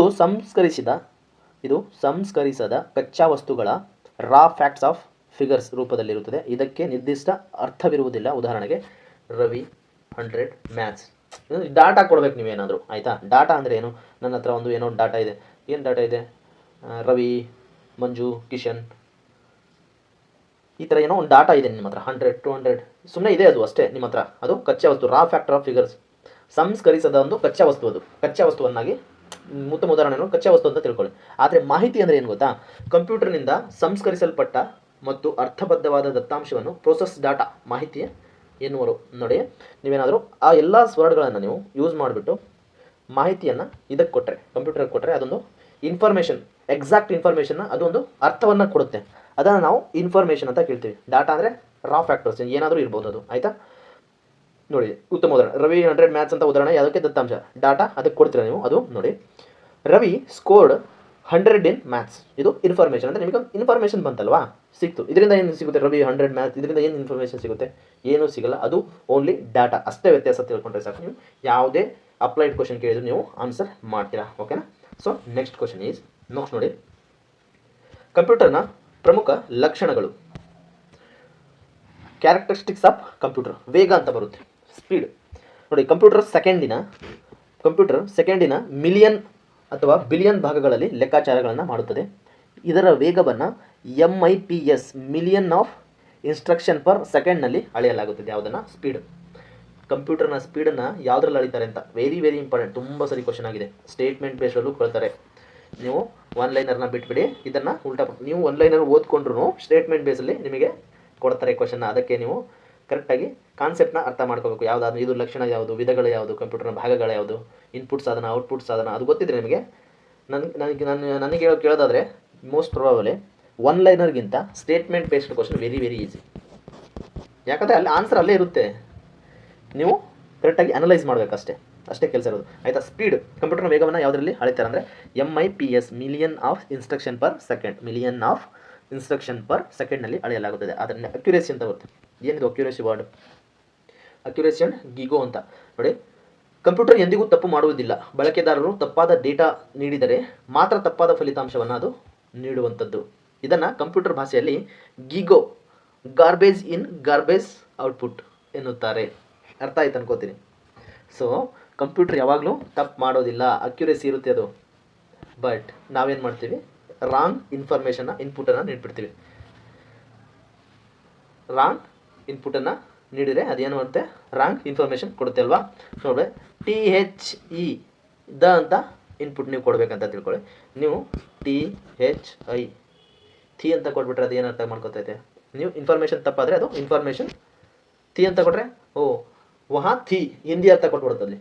ಅದೇ ಥರ ನೀವು ಏನು ಇನ್ಪುಟ್ ಏನು ಕೊಡ್ತೀರೋ ಅದೇ ರೀತಿ ಅದು ಔಟ್ಪುಟ್. ನಿಖರತೆಯಲ್ಲಿ ಅದು ಯಾವುದಕ್ಕೆ ಕಾಂಪ್ರಮೈಸ್ ಇಲ್ಲ. ಸೊ ಅದಕ್ಕೆ ಗೀಗೋ ಅಂದರೆ ಏನಂದರೆ ಗಾರ್ಬೇಜ್ ಇನ್ ಗಾರ್ಬೇಜ್ ಔಟ್ಪುಟ್. ಅಂದರೆ ಗಾರ್ಬೇಜ್ ಅಂದರೆ ಗೊತ್ತೈತಲ್ಲ, ಕಸದ ಥರ. ಯಾವುದೋ ಒಂದು ಕಸದ ಥರ ನೀವು ಇನ್ಪುಟ್ ಕೊಟ್ಟರೆ ಅದು ಕಸದ ಥರನೇ ಔಟ್ಪುಟನ್ನು ಕೊಡುವಂಥದ್ದು. ಅದು ರಸ ಆಗಿ ಹೊರಗೆ ಬರಲ್ಲ. ನೀವು ಉತ್ತಮ ಇನ್ಪುಟ್ ಕೊಟ್ಟರೆ ಅದು ಔಟ್ಪುಟ್ ಕೂಡ ಅದೇ ರೀತಿ ಕೊಡುವಂಥದ್ದು. ನೋಡಿ, ಶ್ರದ್ಧೆ. ಮನುಷ್ಯರಂತೆ ಕಂಪ್ಯೂಟರ್ಗೆ ಆಯಾಸ ಅಥವಾ ಬೇಸರವಾಗುವುದಿಲ್ಲ. ಇದು ನಿರಂತರವಾಗಿ ಒಂದೇ ವೇಗದಲ್ಲಿ ಕೆಲಸ ಮಾಡುತ್ತದೆ. ಇದಕ್ಕೇನಾದರೂ ಶ್ರದ್ಧೆ ಐತಾ? ಮನುಷ್ಯರಂತೆ ಕಂಪ್ಯೂಟರ್ಗೆ ಆಯಾಸವಾಗುತ್ತಾ? ಆಯಾಸನೇ ಆಗಲ್ಲ. ನೀನು 24x7 ವರ್ಷದ 365 ದಿನ ನೀನು ಕೆಲಸ ಮಾಡಿಸಿದ್ರು ಅದು ಕೆಲಸ ಮಾಡುತ್ತೆ. ಅದು ಕಂಪ್ಯೂಟರ್, ಅದಕ್ಕೆ ಆಯಾಸನೇ ಆಗಲ್ಲ. ಆಯಿತಾ? ಒಂದೇ ವೇಗದಲ್ಲಿ ಕೆಲಸ ಮಾಡುವಂಥದ್ದು.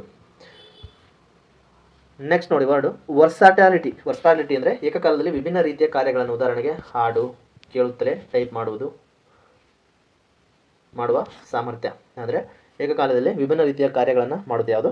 ಕಂಪ್ಯೂಟರ್. ಅದನ್ನು ಬಹುಮುಖತೆ ಅಂದರೆ ವರ್ಸಾಟಿಲಿಟಿ ಅಂತ ಕರೆಯುವಂಥದ್ದು, ಬಹುಮುಖತೆ. ನೆಕ್ಸ್ಟ್ ನೋಡಿ, CPU ಮತ್ತು ಅದರ ಘಟಕಗಳು ಅಂತ ಬರುತ್ತೆ. CPU ಮತ್ತು ಅದರ ಘಟಕಗಳು. CPU ಅಂದರೆ ಸೆಂಟ್ರಲ್ ಪ್ರೊಸೆಸಿಂಗ್ ಯೂನಿಟ್. ನೋಡಿ, ಕಂಪ್ಯೂಟರ್ನ ಮೆದುಳು ಅಂತ ಕರಿತೀವಿ ಇದನ್ನು. ಬ್ರೈನ್ ಆಫ್ ದ ಕಂಪ್ಯೂಟರ್ ಯಾವುದು? CPU, brain of the computer, ಗೊತ್ತಾ? ಸೊ ನೆಕ್ಸ್ಟ್ ನೋಡಿ, ಇದು ಘಟಕಗಳು, ಕಾಂಪೋನೆಂಟ್ಸ್ ಬರುತ್ತೆ. CPU ನ ಕಾಂಪೋನೆಂಟ್ಸ್ ಯಾವುದು? ALU ಅಂತ ಬರುತ್ತೆ. ALU ಅಂದರೆ arithmetic logic unit. Arithmetic logic unit.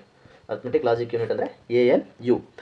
ಇದರ ಕೆಲಸ ಏನು? ಸಂಕಲನ, ಗುಣಾಕಾರದಂಥ ಗಣಿತದ ಲೆಕ್ಕಾಚಾರಗಳನ್ನು ಮತ್ತು ತಾರ್ಕಿಕ ನಿರ್ಧಾರಗಳನ್ನು ಮಾಡುತ್ತದೆ. ಇದು ಸಂಕಲನ, ಗುಣಾಕಾರ, ಕೂಡಿಸೋದು, ಕಳೆಯೋದು, ಅರ್ಥಮೆಟಿಕ್ ಅಂದರೆ ಇದೇ ತಾನೆ, ಕೂಡಿಸೋದು, ಕಳೆಯೋದು ಮತ್ತು ತಾರ್ಕಿಕ ಲಾಜಿಕಲ್ ಆಗಿ ಇದು ಥಿಂಕ್ ಮಾಡಿಬಿಟ್ಟು ನಿರ್ಧಾರಗಳನ್ನು ಕೈಗೊಳ್ಳುತ್ತೇವೆ. ಲಾಜಿಕಲ್ ಅಂದರೆ less than, greater than, equal ಇರುತ್ತಲ್ಲ, ಅದೇ ಲಾಜಿಕಲ್. ಅದನ್ನು ನಾವು ಇನ್ಪುಟ್ ಕೊಟ್ಟಿರೋದು ALU ನಿರ್ಧಾರಗಳನ್ನು ತೆಗೆದುಕೊಳ್ಳುವಂಥದ್ದು. ಎಲ್ಲಿ? CPU ಇವು CPU ಕಾಂಪೋನೆಂಟ್ಸ್ ಅಂತ ಬರುತ್ತೆ. ನೀವು ಏನೇನೋ ಹಾಕಿ ಬಂದಿರ ಮತ್ತು CPU ಕಾಂಪೋನೆಂಟ್ ವೆರಿ ಇಂಪಾರ್ಟೆಂಟ್. ನೀವು ಕರೆಕ್ಟಾಗಿ ನನಗೆ CPU ಕಾಂಪೋನೆಂಟ್ ಎಷ್ಟು? 3: ALU, CU, MU ಅಂದರೆ ಮೆಮೊರಿ ಯೂನಿಟ್ ಆರ್ ರಿಜಿಸ್ಟರ್ ಅಂತ ಕರಿತೀವಿ. Memory unit or register. Memory unit ಅಂದ್ರೆ ಒಂದೇ, ರಿಜಿಸ್ಟರ್ ಅಂದ್ರೆ ಒಂದೇ. ಆಮೇಲೆ CU ಅಂದರೆ control unit. ALU control unit, arithmetic logic unit control unit and memory unit or register ಅಂತ ಬರುತ್ತೆ. ಹಾಗಾದರೆ ALU ಒಂದು ಕೆಲಸ ಗೊತ್ತಾಯ್ತು ಅಂದ್ಕೊತೀನಿ. ನೆಕ್ಸ್ಟ್ CU ನೋಡಿ. CUನ ಕೆಲಸ ಏನು? ಇದು ಕಂಪ್ಯೂಟರ್ನ ಎಲ್ಲ ಭಾಗಗಳ ಕಾರ್ಯಾಚರಣೆಯನ್ನು ನಿಯಂತ್ರಿಸುತ್ತದೆ ಮತ್ತು ನಿರ್ದೇಶಿಸುತ್ತದೆ. ಇದನ್ನು ಕಂಪ್ಯೂಟರ್ನ ನರಮಂಡಲ, ನರ್ವ್ ಸಿಸ್ಟಮ್ ಎಂದು ಕರೆಯಲಾಗುತ್ತೆ. ಕಂಪ್ಯೂಟರ್ನ ನರ್ವ್ ಸಿಸ್ಟಮ್ ಅಂತ ಯಾವುದನ್ನು ಕರೀತಾರೆ ಅಂದರೆ ಕಂಟ್ರೋಲ್ ಯೂನಿಟನ್ನು ಕರೀತಾರೆ. ಇದು ಏನು ಮಾಡುತ್ತೆ ಅಂದರೆ ಕಂಪ್ಯೂಟರ್ನ ಎಲ್ಲ ಭಾಗಗಳ ಕಾರ್ಯಾಚರಣೆಯನ್ನು ನಿಯಂತ್ರಣ ಮಾಡುತ್ತೆ. ಅದು ಕಂಟ್ರೋಲ್ ವರ್ಡಲ್ಲೇ ಇದೆ, ಕಂಟ್ರೋಲ್ ಮಾಡುತ್ತೆ, ಎಲ್ಲ ಭಾಗಗಳನ್ನು ಕಂಟ್ರೋಲ್ ಮಾಡುತ್ತೆ ಅಂತ. ಮತ್ತು ಡೈರೆಕ್ಷನ್ ನೀಡುತ್ತೆ. ಯಾವುದು? ಕಂಟ್ರೋಲ್, ಈ ಥರ ಮಾಡಿ ಅಂತ ಡೈರೆಕ್ಷನ್ ನೀಡುತ್ತೆ.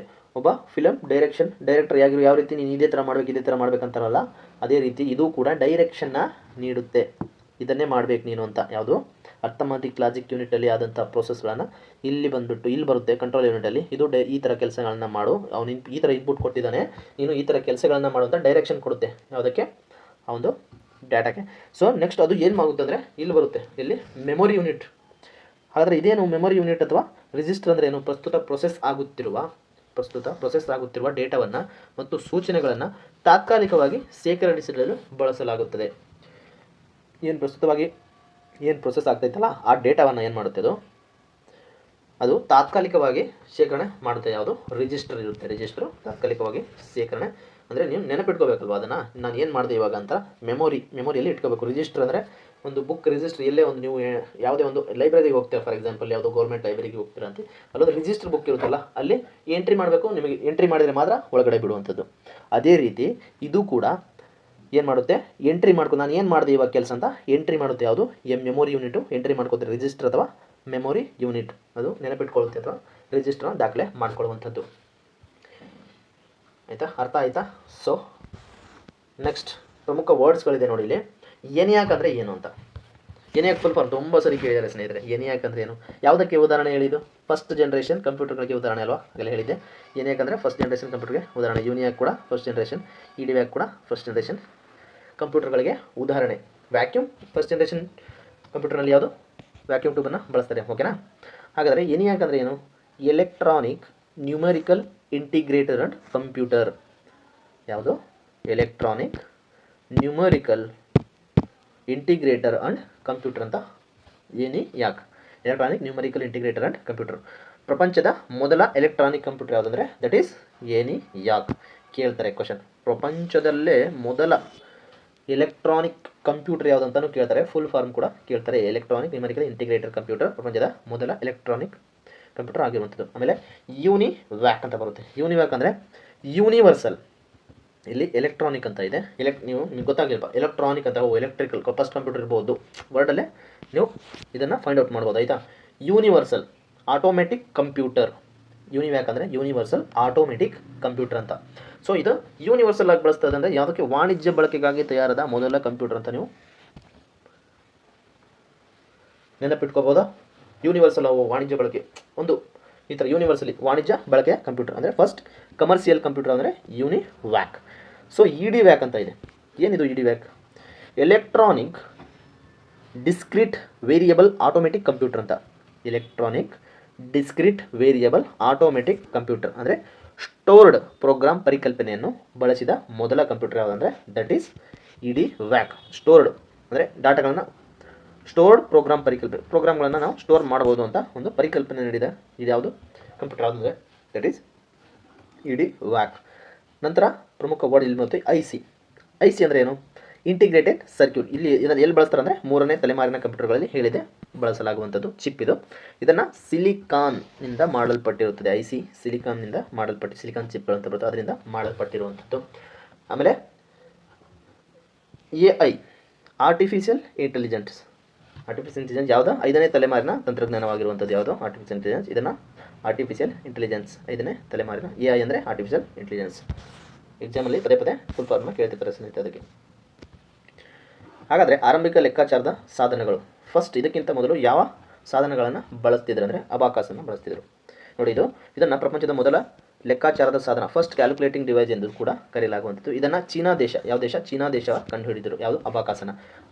ತದನಂತರ ಪಾಸ್ಕ್ಲೈಟ್ ಅಂತ ಒಂದು ಬರುತ್ತೆ. ಇದು ಲೆಕ್ಕಾಚಾರಕ್ಕಾಗಿ ಕಂಡುಹಿಡಿದಂಥ ಸಾಧನ. ಪಾಸ್ಕ್ಲೈನ್ ಅಂದರೆ ಇದು 1642ರಲ್ಲಿ ಬ್ಲೇಸ್ ಪಾಸ್ಕಲ್ ಇದನ್ನು ಕಂಡುಹಿಡಿತಾನೆ. ಇದು ಪ್ರಪಂಚದ ಮೊದಲ ಯಾಂತ್ರಿಕ ಕ್ಯಾಲ್ಕುಲೇಟರ್. ಪ್ರಪಂಚದ ಮೊದಲ ಯಾಂತ್ರಿಕ ಕ್ಯಾಲ್ಕುಲೇಟರ್ ಯಾವುದಂದರೆ ಪಾಸ್ಕ್ಲೈನ್ ಮೊದಲ ಯಾಂತ್ರಿಕ ಕ್ಯಾಲ್ಕುಲೇಟರ್ ಆಗಿರುವಂಥದ್ದು. ಗೇರ್ ಮತ್ತು ಚಕ್ರಗಳನ್ನು ಬಳಸಿ ಸಂಕಲನ ಮತ್ತು ವ್ಯವಕಲನ ಮಾಡಲು ಇದನ್ನು ಬಳಸಲಾಗುತ್ತೆ. ಯಾವುದನ್ನು? ಗೇರ್ ಮತ್ತು ಚಕ್ರಗಳನ್ನು ಬಳಸಿ ಸಂಕಲನ ಮತ್ತು ವ್ಯವಕಲನ ಮಾಡಲಾಗುತ್ತದೆ. ಆಮೇಲೆ ಇನ್ನೊಂದು ಪಂಚ್ ಕಾರ್ಡ್ ಅಂತ ಬರುತ್ತೆ. ಪಂಚ್ ಕಾರ್ಡ್ ಅಂದರೆ ಹರ್ಮನ್ ಹೊಲೆರಿತ್ ಅವರು ಮಾಹಿತಿ ಅಥವಾ ದತ್ತಾಂಶಗಳನ್ನು ಯಂತ್ರಗಳಲ್ಲಿ ಸೇಕರಿಸಲು ಇದನ್ನು ವಿನ್ಯಾಸಗೊಳಿಸಿದರು. ಆರಂಭಿಕ ತಲೆಮಾರಿನ ಕಂಪ್ಯೂಟರ್ಗಳಲ್ಲಿ ಇನ್ಪುಟ್ ನೀಡಲು ಇವುಗಳನ್ನು ಬಳಸಲಾಗುತ್ತಿತ್ತು. ಯಾವುದು? Punch card. ಇಂಪಾರ್ಟೆಂಟ್ ಯಾವುದಂದರೆ ಆರಂಭಿಕ ತಲೆಮಾರಿನ ಕಂಪ್ಯೂಟರ್ಗಳಲ್ಲಿ ಇನ್ಪುಟ್ ನೀಡಲು ಇದನ್ನು ಬಳಸಲಾಗ್ತಿತ್ತು. ಕಂಡುಹಿಡಿದವರು ಹರ್ಮನ್ ಹೊಲೆರಿತ್ ಅವರು ಕಂಡು ಹಿಡಿದಿರುವಂಥದ್ದು. ನೋಡಿ, ಕಾರ್ಯವಿಧಾನ ಆಧಾರದ ಮೇಲೆ ಕಂಪ್ಯೂಟರ್ನ ವಿಧಗಳು ಅಂತ ಬರುತ್ತೆ. ಏನಿದು ಕಾರ್ಯವಿಧಾನ? ನೋಡಿ, ಕಂಪ್ಯೂಟರ್ ಡೇಟಾವನ್ನು ಹೇಗೆ ನಿರ್ವಹಿಸುತ್ತದೆ ಎಂಬುದರ ಆಧಾರದ ಮೇಲೆ 3 ವಿಧಗಳಾಗಿ ವಿಂಗಡಿಸಲಾಗಿದೆ. ಅಂದರೆ ಕಂಪ್ಯೂಟರ್ ಡೇಟಾವನ್ನು ಹೇಗೆ ನಿರ್ವಹಣೆ ಮಾಡುತ್ತೆ, ನಾವೇನಾದರೂ ಇನ್ಪುಟ್ ಕೊಟ್ಟರೆ ಹೇಗೆ ನಿರ್ವಹಣೆ ಮಾಡುತ್ತೆ ಅಂತ 3 ವಿಧಗಳಲ್ಲಿ ಎಕ್ಸ್ಪ್ಲೇನ್ ಮಾಡಿದ್ದಾರೆ. ನೋಡಿ, ಅನಲಾಗ್ ಕಂಪ್ಯೂಟರ್ ಅಂತ ಬರುತ್ತೆ. ಯಾವುದು? Analogue. What is this analogue computer? So analogue computer ಅಂದರೆ ನಿರಂತರವಾಗಿ ಬದಲಾಗುವ ಭೌತಿಕ ಪ್ರಮಾಣವನ್ನು, ಫಿಸಿಕಲ್ ಕ್ವಾಂಟಿಟೀಸ್ ಇರ್ತಾರೆ, ಅಂದರೆ ಉಷ್ಣಾಂಶ, ಒತ್ತಡ, ವೇಗ, ವೋಲ್ಟೇಜ್ ಅಳೆಯಲು ಬಳಸಲಾಗುತ್ತೆ. ಇದು ಫಿಸಿಕ್ಸಲ್ಲಿ ಬರುತ್ತಲ್ಲ, ಭೌತಿಕ ಪ್ರಮಾಣಗಳು, ಫಿಸಿಕಲ್ ಕ್ವಾಂಟಿಟೀಸ್ ಅಂತ ಬರುತ್ತಲ್ಲ, ಉಷ್ಣಾಂಶ, ನಿರಂತರವಾಗಿ ಬದಲಾಗುವಂತಹ ಭೌತಿಕ ಪ್ರಮಾಣಗಳನ್ನು, ಉಷ್ಣಾಂಶ, ಒತ್ತಡ, ವೇಗ, ವೋಲ್ಟೇಜ್ ಮತ್ತು ಇದನ್ನು ಅಳೆಯಲು ಯಾವುದನ್ನು ಬಳಸ್ತಾರೆ? ಅನಲಾಗ್ ಕಂಪ್ಯೂಟರ್ನ ಬಳಸ್ತಾರೆ. ಅರ್ಥ ಆಯಿತು ಅನ್ಕೋತೀನಿ. ಫಾರ್ ಎಕ್ಸಾಂಪಲ್ ನೋಡಿ, ಥರ್ಮೋಮೀಟ್ರು, ವಾಹನಗಳ ಸ್ಪೀಡೋಮೀಟ್ರು. ಈಗ ನೆಕ್ಸ್ಟ್ ಡಿಜಿಟಲ್ ಕಂಪ್ಯೂಟರ್ಸ್ ಅಂತ ಬರುತ್ತೆ. ಇವು ಏನು ಮಾಡ್ತಾವೆ ಅಂದರೆ ದತ್ತಾಂಶವನ್ನು ಕೇವಲ 0 ಮತ್ತು 1ರ ರೂಪದಲ್ಲಿ, ಅಂದರೆ ಬೈನರಿ ಡಿಜಿಟ್ನಲ್ಲಿ ಸ್ವೀಕರಿಸಿ ಸಂಸ್ಕರಿಸುವ ಕಂಪ್ಯೂಟರ್ಗಳು ಯಾವುದಂದರೆ ಡಿಜಿಟಲ್ ಕಂಪ್ಯೂಟರ್ಗಳು. ನೋಡಿ, ಇವು ಅತಿ ಹೆಚ್ಚು ನಿಖರತೆಯನ್ನು ಹೊಂದಿರುತ್ತದೆ. ಯಾವುದು? ಡಿಜಿಟಲ್ ಕಂಪ್ಯೂಟರ್ ಅತಿ ಹೆಚ್ಚು ನಿಖರತೆಯನ್ನು ಹೊಂದಿರುತ್ತದೆ. ಇದರ ಭಾಷೆ ಯಾವುದು? Binary digits. ಅದು ತನ್ನ ದತ್ತಾಂಶವನ್ನು 0 ಮತ್ತು 1ರ ರೂಪದಲ್ಲಿ ಮಾತ್ರ ತೆಗೆದುಕೊಳ್ಳುವಂಥದ್ದು. ಫಾರ್ ಎಕ್ಸಾಂಪಲ್, ಉತ್ತಮ ಉದಾಹರಣೆ ಅಂದರೆ ನಾವು ಪ್ರತಿದಿನ ಬಳಸುವ ಡೆಸ್ಕ್ಟಾಪ್, ಲ್ಯಾಪ್ಟಾಪ್, ಸ್ಮಾರ್ಟ್ಫೋನ್ಗಳು ಯಾವುದಕ್ಕೆ? ಡಿಜಿಟಲ್ ಕಂಪ್ಯೂಟರ್ಗೆ ಉತ್ತಮ ಉದಾಹರಣೆ ಆಗಿರುವಂಥದ್ದು. ನೆಕ್ಸ್ಟ್ ಇನ್ನೊಂದು ಬರುತ್ತೆ ಹೈಬ್ರಿಡ್ ಕಂಪ್ಯೂಟರ್ ಅಂತ ಬರುತ್ತೆ. ಏನಿದು ಹೈಬ್ರಿಡ್ ಕಂಪ್ಯೂಟರ್? ಇದು ಅನಲಾಗ್ ಮತ್ತು ಡಿಜಿಟಲ್ ಎರಡರ ಗುಣಲಕ್ಷಣಗಳ ಸಂಯೋಜನೆ ಆಗಿರುವಂಥದ್ದು. ಅನಲಾಗ್ ಮತ್ತು ಡಿಜಿಟಲ್ ಗುಣಲಕ್ಷಣಗಳ ಸಂಯೋಜನೆ ಆಗಿದೆ. ವೇಗ ಮತ್ತು ನಿಖರತೆ ಎರಡನ್ನು ಇದು ಒದಗಿಸುತ್ತದೆ. ವೇಗ ಮತ್ತು ನಿಖರತೆ ಎರಡನ್ನು ಇದು ಒದಗಿಸುವಂಥದ್ದು ಯಾವುದು? Hybrid computer. ಅನಲಾಗ್ ಮತ್ತು ಡಿಜಿಟಲ್ ಎರಡರ ಗುಣಲಕ್ಷಣಗಳ ಸಂಯೋಜನೆ ಆಗಿರುವಂಥದ್ದು. ಎರಡರ ಗುಣಲಕ್ಷಣ ಹೈಬ್ರಿಡ್ ಕಂಪ್ಯೂಟರ್ನಲ್ಲಿ ಇರುವಂಥದ್ದು. ಉದಾಹರಣೆಗೆ ನೋಡಿ, ಆಸ್ಪತ್ರೆ ICUನಲ್ಲಿ ಬಳಸುವ ECG ಯಂತ್ರಗಳು, ಪೆಟ್ರೋಲ್ ಬಂಕ್ ಯಂತ್ರಗಳು ಉದಾಹರಣೆ ಹೈಬ್ರಿಡ್ ಕಂಪ್ಯೂಟರ್ಗೆ ಉದಾಹರಣೆ. ECG ಎಲೆಕ್ಟ್ರೋಕಾರ್ಡಿಯೋಗ್ರಾಫ್ ಅಂತ ಬರುತ್ತಲ್ಲ, ಆ ಯಂತ್ರಗಳಲ್ಲಿ ಮತ್ತು ಪೆಟ್ರೋಲ್ ಬಂಕ್ ಯಂತ್ರಗಳಲ್ಲಿ ಕೂಡ ಇದನ್ನು ಬಳಸ್ತಾರೆ. ಆಸ್ಪತ್ರೆಗಳ ICU, ಓಕೆನಾ? ಸೊ ತುಂಬ ಎಕ್ಸಾಮ್ಸ್ನಲ್ಲಿ ಕೇಳಿದರೆ ನೋಡಿ, ಪ್ರಪಂಚದ ಮೊದಲ ಮೈಕ್ರೋ ಪ್ರೊಸೆಸರ್ ಯಾವುದು ಅಂತ, ದಟ್ ಈಸ್ ಇಂಟೆಲ್ 4004. ಪ್ರಪಂಚದ ಮೊದಲ ಮೈಕ್ರೋ ಪ್ರೊಸೆಸರ್. ಭಾರತದಲ್ಲಿ ಸಂಪೂರ್ಣವಾಗಿ ತಯಾರಾದ ಮೊದಲ ಕಂಪ್ಯೂಟರ್ ಯಾವುದಂತ ಕೇಳಿದ್ದಾರೆ, ದಟ್ ಈಸ್ ಸಿದ್ಧಾರ್ಥ್. ಎಕ್ಸಾಮ್ಸ್ನಲ್ಲಿ ಕೇಳ್ತಾರೆ ಸಿದ್ಧಾರ್ಥ್. ಪ್ರಪಂಚದ ಮೊದಲ ಸೂಪರ್ ಕಂಪ್ಯೂಟರ್ ಪ್ರಪಂಚದಲ್ಲಿ ಅಂದರೆ ಕ್ರೈ-1. ಇದನ್ನು ಕಂಡುಹಿಡಿದವರು ಯಾರು? ಸೈಮರ್ ಕ್ರೈ ಅವರು ಕಂಡು ಹಿಡಿದಿರುವಂಥದ್ದು. ಪ್ರಪಂಚದ ಅಂತ ಕೇಳಿದ್ದಾರೆ. ಹಾಗಾದರೆ ಭಾರತದ ಮೊದಲ ಸೂಪರ್ ಕಂಪ್ಯೂಟರ್ ಯಾವುದು? ಪರಂ 8000.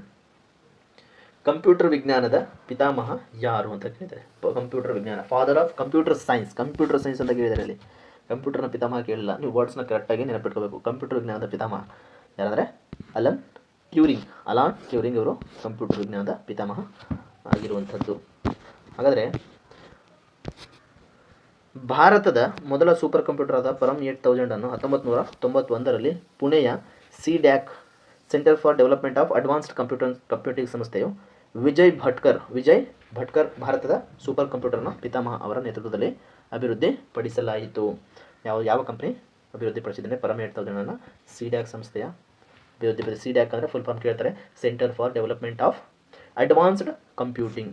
ಸೊ ಸಂಸ್ಥೆ ವಿಜಯ್ ಭಟ್ಕರ್ ಇದನ್ನಲ್ಲ ಇವರು ಭಾರತದ ಸೂಪರ್ ಕಂಪ್ಯೂಟರ್ನ ಪಿತಾಮಹ ಅಂತ ಕರೆಸಿಕೊಳ್ಳುತ್ತಾರೆ. ಯಾರು ಭಾರತದ ಸೂಪರ್ ಕಂಪ್ಯೂಟರ್ನ ಪಿತಾಮಹ ಯಾರು? ವಿಜಯ್ ಭಟ್ಕರ್ ಇವರ ನೇತೃತ್ವದಲ್ಲಿ ಇದನ್ನು ಅಭಿವೃದ್ಧಿಪಡಿಸಿರುವಂಥದ್ದು. ಯಾವುದನ್ನು? ಪರಮ್ 8000. ಓಕೆನಾ? ಸೊ ನೆಕ್ಸ್ಟ್ ಕಂಪ್ಯೂಟರ್ನ ಇತಿಮಿತಿಗಳು, ಲಿಮಿಟೇಷನ್ಸ್ ಆಫ್ ದ ಕಂಪ್ಯೂಟರ್. ನೋಡಿ, ಕಂಪ್ಯೂಟರ್ ಎಷ್ಟೇ ಶಕ್ತಿಶಾಲಿಯಾಗಿದ್ದರೂ ಅದಕ್ಕೆ ತನ್ನದೇ ಆದ ಕೆಲವು ಮಿತಿಗಳಿವೆ. ಯಾವುದಂದರೆ ಶೂನ್ಯ ಬುದ್ಧಿಮತ್ತೆ, 0 IQ. ನೋಡಿ, ಕಂಪ್ಯೂಟರ್ಗೆ ತನ್ನದೇ ಆದ ಸ್ವಂತದಾದ ಬುದ್ಧಿಮತ್ತೆ ಇಲ್ಲ. ಮನುಷ್ಯರು ನೀಡುವ ಕಮಾಂಡ್ಗಳಿಗೆ ಇದು ತಾನಾಗಿಯೇ ಯಾವುದೇ ಕೆಲಸ ಮಾಡಲು, ಮನುಷ್ಯ ಅವನು ಕಮಾಂಡ್ ನೀಡದೇ ಇದ್ದರೆ ಅವನು ತನ್ನಷ್ಟಕ್ಕೆ ತಾನೇ ಯಾವುದೇ ಕೆಲಸವನ್ನು ಮಾಡಲಿಕ್ಕೆ ಸಾಧ್ಯವಿಲ್ಲ. ಶೂನ್ಯ ಬುದ್ಧಿಮತ್ತೆ. ಆಮೇಲೆ ಇದಕ್ಕೆ ಭಾವನೆಗಳಿಲ್ಲ. No feelings. ಕಂಪ್ಯೂಟರ್ಗೆ ಫೀಲಿಂಗ್ಸ್ ಇರುತ್ತಾ? ನೋ, ಬಿಲ್ಕುಲ್ ನಹಿ. ಸೊ ಕಂಪ್ಯೂಟರ್ಗೆ ಯಾವುದೇ ಭಾವನೆಗಳು, ಅನುಭವಗಳು ಅಥವಾ ಅಂತಃಪ್ರಜ್ಞೆ ಇರುವುದಿಲ್ಲ. ಸೊ ನೆಕ್ಸ್ಟ್ ನೋಡಿ, ಇಂಪಾರ್ಟೆಂಟ್ ಸ್ಟೇಟ್ಮೆಂಟ್ ಬೇಸ್ಡ್ MCQಗಳಿದೆ ಇಲ್ಲಿ. ವೆರಿ ಇಂಪಾರ್ಟೆಂಟ್ ಸ್ನೇಹಿತರೆ. ಅವ್ರು ಯಾವ ರೀತಿ ಕೇಳಿದಾರೋ ನೆಕ್ಸ್ಟ್ ಬರುವಂಥ ಎಕ್ಸಾಮ್ಸ್ನಲ್ಲಿ ಇದೇ ರೀತಿ ಕೇಳುವಂಥದ್ದು. ನೋಡಿ, ಮೊದಲ ಕ್ವಶನ್ ಬಂದುಬಿಟ್ಟು ಕಂಪ್ಯೂಟರ್ ತಲೆಮಾರಿಗೆ ಸಂಬಂಧಿಸಿದಂತೆ ಹೇಳಿಕೆಗಳನ್ನು ಗಮನಿಸಿ ಅಂತ ಕೊಟ್ಟಿದ್ದಾರೆ. ಫಸ್ಟ್ ಹೇಳಿಕೆಯಲ್ಲಿ ಮೊದಲನೇ ತಲೆಮಾರಿನ ಕಂಪ್ಯೂಟರ್ಗಳಲ್ಲಿ ನಿರ್ವಾತ ಕೊಳುವೆ ಅಂದರೆ ವ್ಯಾಕ್ಯೂಮ್ ಟ್ಯೂಬ್ ಬಳಸಲಾಗುತ್ತದೆ. ಇದು ಸ್ಟೇಟ್ಮೆಂಟ್ ಸರಿ, ಹೌದಾ? ಎರಡನೇ ತಲೆಮಾರಿನ ಕಂಪ್ಯೂಟರ್ಗಳಲ್ಲಿ ಇಂಟಿಗ್ರೇಟೆಡ್ ಸರ್ಕ್ಯೂಟನ್ನು ಪರಿಚಯಿಸಲಾಯಿತು. ನೋಡಿ, ಯಾವುದು? ನೋ, ಇಂಟಿಗ್ರೇಟೆಡ್ ಸರ್ಕ್ಯೂಟ್ ಬಳಸಲಾಗಿಲ್ಲ ಎರಡಲ್ಲಿ. ಹಾಗಾದರೆ ಕೇವಲ ಎ ಮಾತ್ರ ಸರಿ. ಸ್ಟೇಟ್ಮೆಂಟ್ 1 ಮಾತ್ರ ಸರಿಯಾಗಿರುವಂಥದ್ದು. ನೋಡಿ, ಎರಡನೇ ತಲೆಮಾರಿನ ಕಂಪ್ಯೂಟರ್ಗಳಲ್ಲಿ ಏನು ಬಳಸ್ತಾರೆ? ಟ್ರಾನ್ಸಿಸ್ಟರ್ನ ಬಳಸ್ತಾರೆ. ಯಾವುದು? ಟ್ರಾನ್ಸಿಸ್ಟರ್ನ ಬಳಸ್ತಾರೆ. ಅದನ್ನು ಬಿಟ್ಟು ಅದರಲ್ಲಿ ICಯನ್ನು ಬಳಸಲ್ಲ. ಇಲ್ಲಿ ನೋಡಿ, ಎರಡನೇ ತಲೆಮಾರಿನ ಕಂಪ್ಯೂಟರ್ಗಳಲ್ಲಿ ಟ್ರಾನ್ಸಿಸ್ಟರ್ಗಳನ್ನು ಬಳಸ್ತಾರೆ. ಇಂಟಿಗ್ರೇಟೆಡ್ ಸರ್ಕ್ಯೂಟ್ಗಳನ್ನು ಮೂರನೇ ತಲೆಮಾರಿನ ಕಂಪ್ಯೂಟರ್ಗಳಲ್ಲಿ ಬಳಸಲಾಗಿದೆ. ಹಾಗಾಗಿ ಇದು option 2 is the wrong answer. Only statement 1 is the right. ಆಯಿತಾ? ಸೊ ನೆಕ್ಸ್ಟ್ ಕ್ವಶನ್ ನೋಡಿ, ಇಲ್ಲಿ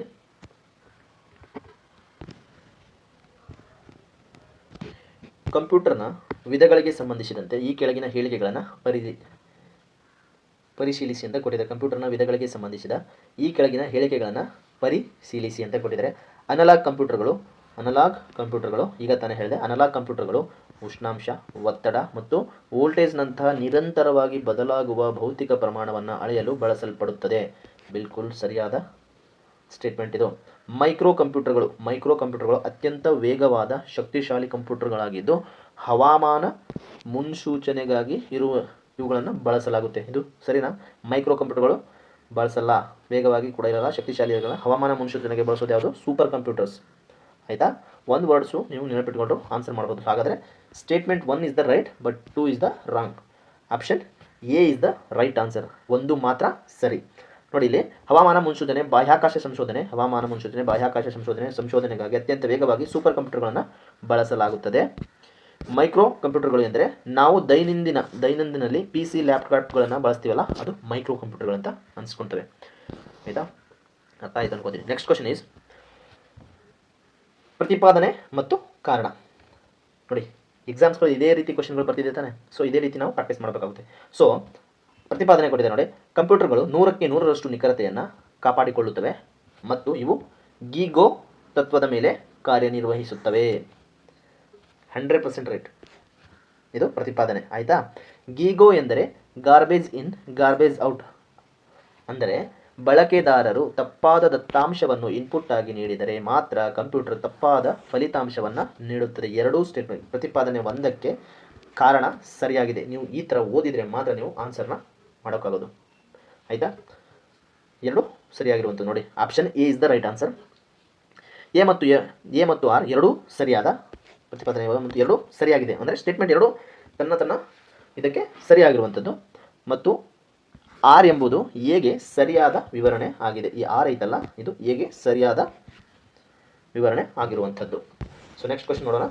central processing unit C P ಯುನ ಘಟಕಗಳ ಬಗ್ಗೆ ಹೇಳಿಕೆಗಳನ್ನು ಗಮನಿಸಿ. ಸಿ ಪಿ ಯು ನೋಡಿ, ಸಿ ಪಿ ಯು ಅಂದರೆ ಅದರಲ್ಲಿ ಏನೇನಿರುತ್ತೆ? ಎ ಎಲ್ ಯು ಇರುತ್ತೆ, ಸಿ ಯು ಇರುತ್ತೆ ಮತ್ತು ರಿಜಿಸ್ಟರ್ ಇರುತ್ತೆ. ಆಯಿತಾ? C P U A L U, C U control unit and memory unit ಇರುತ್ತೆ. ಮೆಮೊರಿ ಯೂನಿಟ್ ಆರ್ ರಿಜಿಸ್ಟರ್ ಅಲ್ವಾ? ಸೊ ಸ್ಟೇಟ್ಮೆಂಟ್ ಕೊಟ್ಟಿದ್ದಾರೆ ನೋಡಿ. Arithmetic logic A L U ಅಂದರೆ ಅರ್ಥಮೆಟಿಕ್ ಲಾಜಿಕ್ ಯೂನಿಟ್ ಗಣಿತದ ಲೆಕ್ಕಾಚಾರಗಳು ಮತ್ತು ತಾರ್ಕಿಕ ವಿಧಾನಗಳನ್ನು ಮಾಡುತ್ತದೆ ಅಂತ ಕೊಟ್ಟಿದ್ದಾರೆ. 100% ರೈಟ್. ಇದು ಎ ಎಲ್ ಯು ಅಂದರೆ ಅರ್ಥಮೆಟಿಕ್ ಲಾಜಿಕ್ ಯೂನಿಟ್. ಲಾಜಿಕಲಿ ಅದು ಗಣಿತದ ಲೆಕ್ಕಾಚಾರ ಮತ್ತು ಲಾಜಿಕಲ್ ಯೂನಿಟ್ಗಳನ್ನು ನಿರ್ಧಾರ ಮಾಡುತ್ತಿದೆ, ಯಾವ್ದು ಕಳಿಸ್ಬೇಕಂತ ಕಂಟ್ರೋಲ್ ಯೂನಿಟ್ಗೆ. So control unit next statement 2 ಇದೆ. ಕಂಟ್ರೋಲ್ ಯೂನಿಟ್ ಡೇಟಾವನ್ನು ಮತ್ತು ಮಾಹಿತಿಯನ್ನು ಕಂಪ್ಯೂಟರ್ನಲ್ಲಿ ಶಾಶ್ವತವಾಗಿ ಶೇಖರಿಸುವ ಕಾರ್ಯವನ್ನು ಮಾಡುತ್ತದೆ ಅಂತ ಕೊಟ್ಟಿದೆ. ಶಾಶ್ವತವಾಗಿ ಶೇಖರಣೆ ಮಾಡೋದು ಯಾವುದು? ಕಂಟ್ರೋಲ್ ಯೂನಿಟಾ? ನೋ. ಯಾವುದು? ಮೆಮೊರಿ ಯೂನಿಟ್ ಶಾಶ್ವತವಾಗಿ ಮಾಡುತ್ತೇವೆ, ಕಂಟ್ರೋಲ್ ಯೂನಿಟ್ ಮಾಡಲ್ಲ. Option 2 is the wrong. ನೋಡಿ, ಸ್ಟೇಟ್ಮೆಂಟ್ 2 ಇಸ್ ದ ರಾಂಗ್ ಇದೆ. ಕಂಟ್ರೋಲ್ ಯೂನಿಟ್ ಅಲ್ಲ, ಮೆಮೊರಿ ಯೂನಿಟ್ ಅಥವಾ ರಿಜಿಸ್ಟರ್ನಲ್ಲಿ ಶಾಶ್ವತವಾಗಿ ಏನಾಗುತ್ತೆ? ಶೇಖರಣೆ ಆಗುವಂಥದ್ದು. ಆಯಿತಾ? ನೋಡಿಲ್ಲಿದೆ control unit. Option A. Statement 1 ಮಾತ್ರ ಸರಿಯಾಗಿರುವಂಥದ್ದು. ನೋಡಿ, ಕಂಟ್ರೋಲ್ ಯೂನಿಟ್ ಕಂಪ್ಯೂಟರ್ನ ಕಾರ್ಯಾಚರಣೆಗಳನ್ನು ನಿಯಂತ್ರಿಸುತ್ತದೆ ಹೊರತು ಶಾಶ್ವತವಾಗಿ ಡೇಟಾವನ್ನು ಶೇಖರಿಸುವುದಿಲ್ಲ. ಡೇಟಾವನ್ನು ಹಾರ್ಡ್ ಡಿಸ್ಕ್ನಂತಹ ಸ್ಟೋರೇಜ್ ಸಾಧನಗಳನ್ನು ಶೇಖರಿಸುತ್ತದೆ. ಆಯಿತಾ? So next question is computer ಇತಿಹಾಸಕ್ಕೆ ಸಂಬಂಧಿಸಿದಂತೆ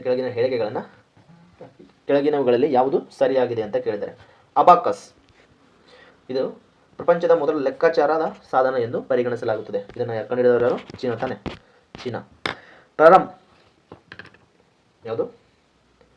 ಪರಮ್ 8000 ಭಾರತದ ಮೊದಲ ಸೂಪರ್ ಕಂಪ್ಯೂಟರ್ ಆಗಿದೆ. ಯಾವುದು? ಪರಮ್ 8000. ಇದನ್ನು ಪುಣೆಯ ಸಿಡ್ಯಾಕ್ ಯಾವುದು? ಪುಣೆಯ ಸಿಡ್ಯಾಕ್ ಸಂಸ್ಥೆ ಅಭಿವೃದ್ಧಿ ಪಡಿಸಿರುವಂಥದ್ದು. ಯಾವುದನ್ನು? ಪರಮ್ 8000. ಇದು ಕೂಡ ಸ್ಟೇಟ್ಮೆಂಟ್ 2 ಕೂಡ ರೈಟ್ ಆಗಿರುವಂಥದ್ದು. ಹಾಗಾದರೆ option C is the right. That is 1 ಮತ್ತು 2 ವಿವರಣೆಗಳು ಸರಿಯಾಗಿದೆ. ನೋಡಿ, ಅಬಾಕಸ್ ಪ್ರಪಂಚದ ಮೊದಲ ಲೆಕ್ಕಾಚಾರ ಯಂತ್ರವಾಗಿದೆ. ಹಾಗಾದರೆ ಸಿಡ್ಯಾಕ್ ಸಂಸ್ಥೆಯು 1991ರಲ್ಲಿ ಪರಮ್ 8000 ಅನ್ನು ಅಭಿವೃದ್ಧಿ ಪಡಿಸಿತು. ಇವೆರಡು ಹೇಳಿಕೆಗಳು ಸಂಪೂರ್ಣವಾಗಿ ಸರಿಯಾಗಿ ಇರುವಂಥದ್ದು. ಸೊ ನೆಕ್ಸ್ಟ್ ಕ್ವಶನ್ ಈಸ್ ಪಟ್ಟಿ 1 ಮತ್ತು ಪಟ್ಟಿ 2 ಹೊಂದಿಸಿ ಬರೆಯಿರಿ ಅಂತ ಕೊಟ್ಟಿದ್ದಾರೆ. ಸೊ ಚಾರ್ಲ್ಸ್ ಬ್ಯಾಬೇಜ್ ಅಂತ ಇದ್ದಾರೆ. ಇವರು ಯಾರು? ಚಾರ್ಲ್ಸ್ ಬ್ಯಾಬೇಜ್ ಯಾರು?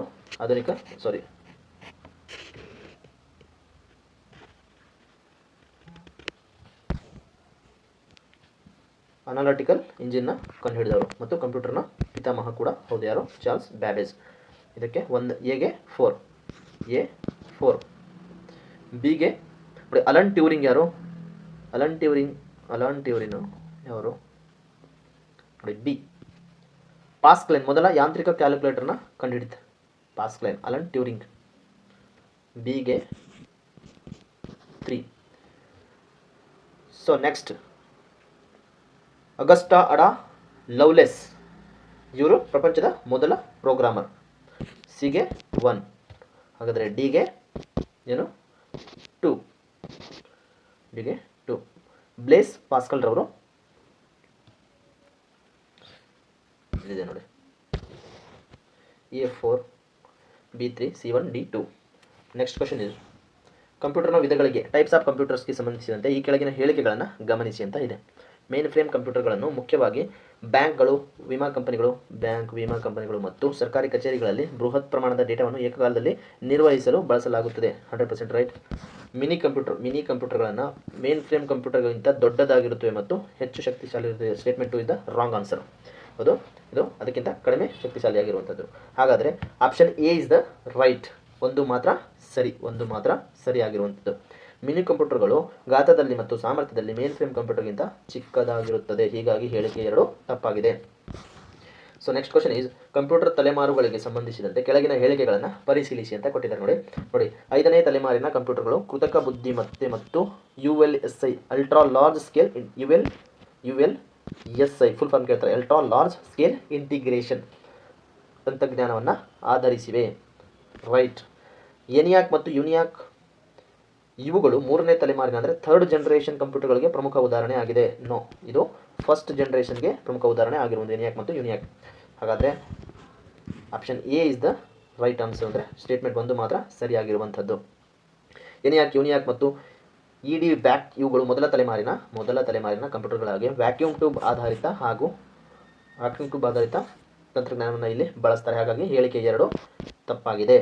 ಸೊ ನೆಕ್ಸ್ಟ್ ಕ್ವಶನ್ ಈಸ್ ಈ ಕೆಳಗಿನ ಪ್ರತಿಪಾದನೆ ಮತ್ತು ಕಾರಣಗಳನ್ನು ಓದಿ ಸರಿಯಾದ ಉತ್ತರವನ್ನು ಆರಿಸಿ ಅಂತ ಕೊಡಿ. ಪ್ರತಿಪಾದನೆ ಏನು ಕೊಟ್ಟಿದ್ದಾರೆ ನೋಡಿ ಇಲ್ಲಿ. ದತ್ತಾಂಶ ಡಾಟಾ ಸಂಸ್ಕರಿಸದ ಕಚ್ಚಾ ಮಾಹಿತಿಯಾಗಿ ರಾ ಫ್ಯಾಕ್ಟ್ಗಳಾಗಿ ಅದಕ್ಕೆ ತನ್ನದೇ ಆದ ನಿರ್ದಿಷ್ಟ ಅರ್ಥವಿರುವುದಿಲ್ಲ. ಯಾವುದಕ್ಕೆ? ಡಾಟಾಗೆ. ಅದೊಂದು ರಾ ಫ್ಯಾಕ್ಟರ್, ಗೊತ್ತಾ? ಡಾಟಾ.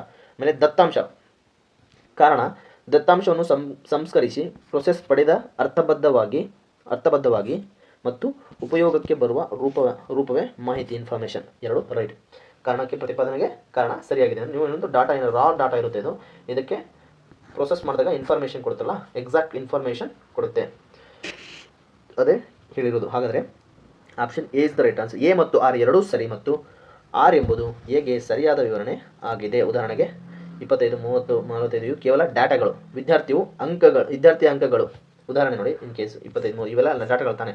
ವಿದ್ಯಾರ್ಥಿಯ ಅಂಕಗಳು ಅಂತ ಬರೆದು 25, 30, 45 ಅಂತ ಕೊಟ್ಟರೆ ಇದು ಇನ್ಫಾರ್ಮೇಷನ್ ಆಗಿ ಕನ್ವರ್ಟ್ ಆಗುತ್ತೆ. ಸೊ ಅದೇ ಹೇಳಿದ್ದೆ ನಾನಾಗಲೇ. ಸೊ ಇಲ್ಲೇ ಬಂದಿರುವಂಥದ್ದು ನೋಡಿ. CPU ಕಾರ್ಯನಿರ್ವಹಣೆಯ ಬಗ್ಗೆ ಕೆಳಗಿನ ಹೇಳಿಕೆಗಳನ್ನು ಗಮನಿಸಿ ಅಂತ ಕೊಟ್ಟಿದ್ದಾರೆ. CPUನ ಒಳಗೆ ಇರುವ ಮೆಮೊರಿ ಯೂನಿಟ್ ಎಲ್ಲಿರುತ್ತೆ?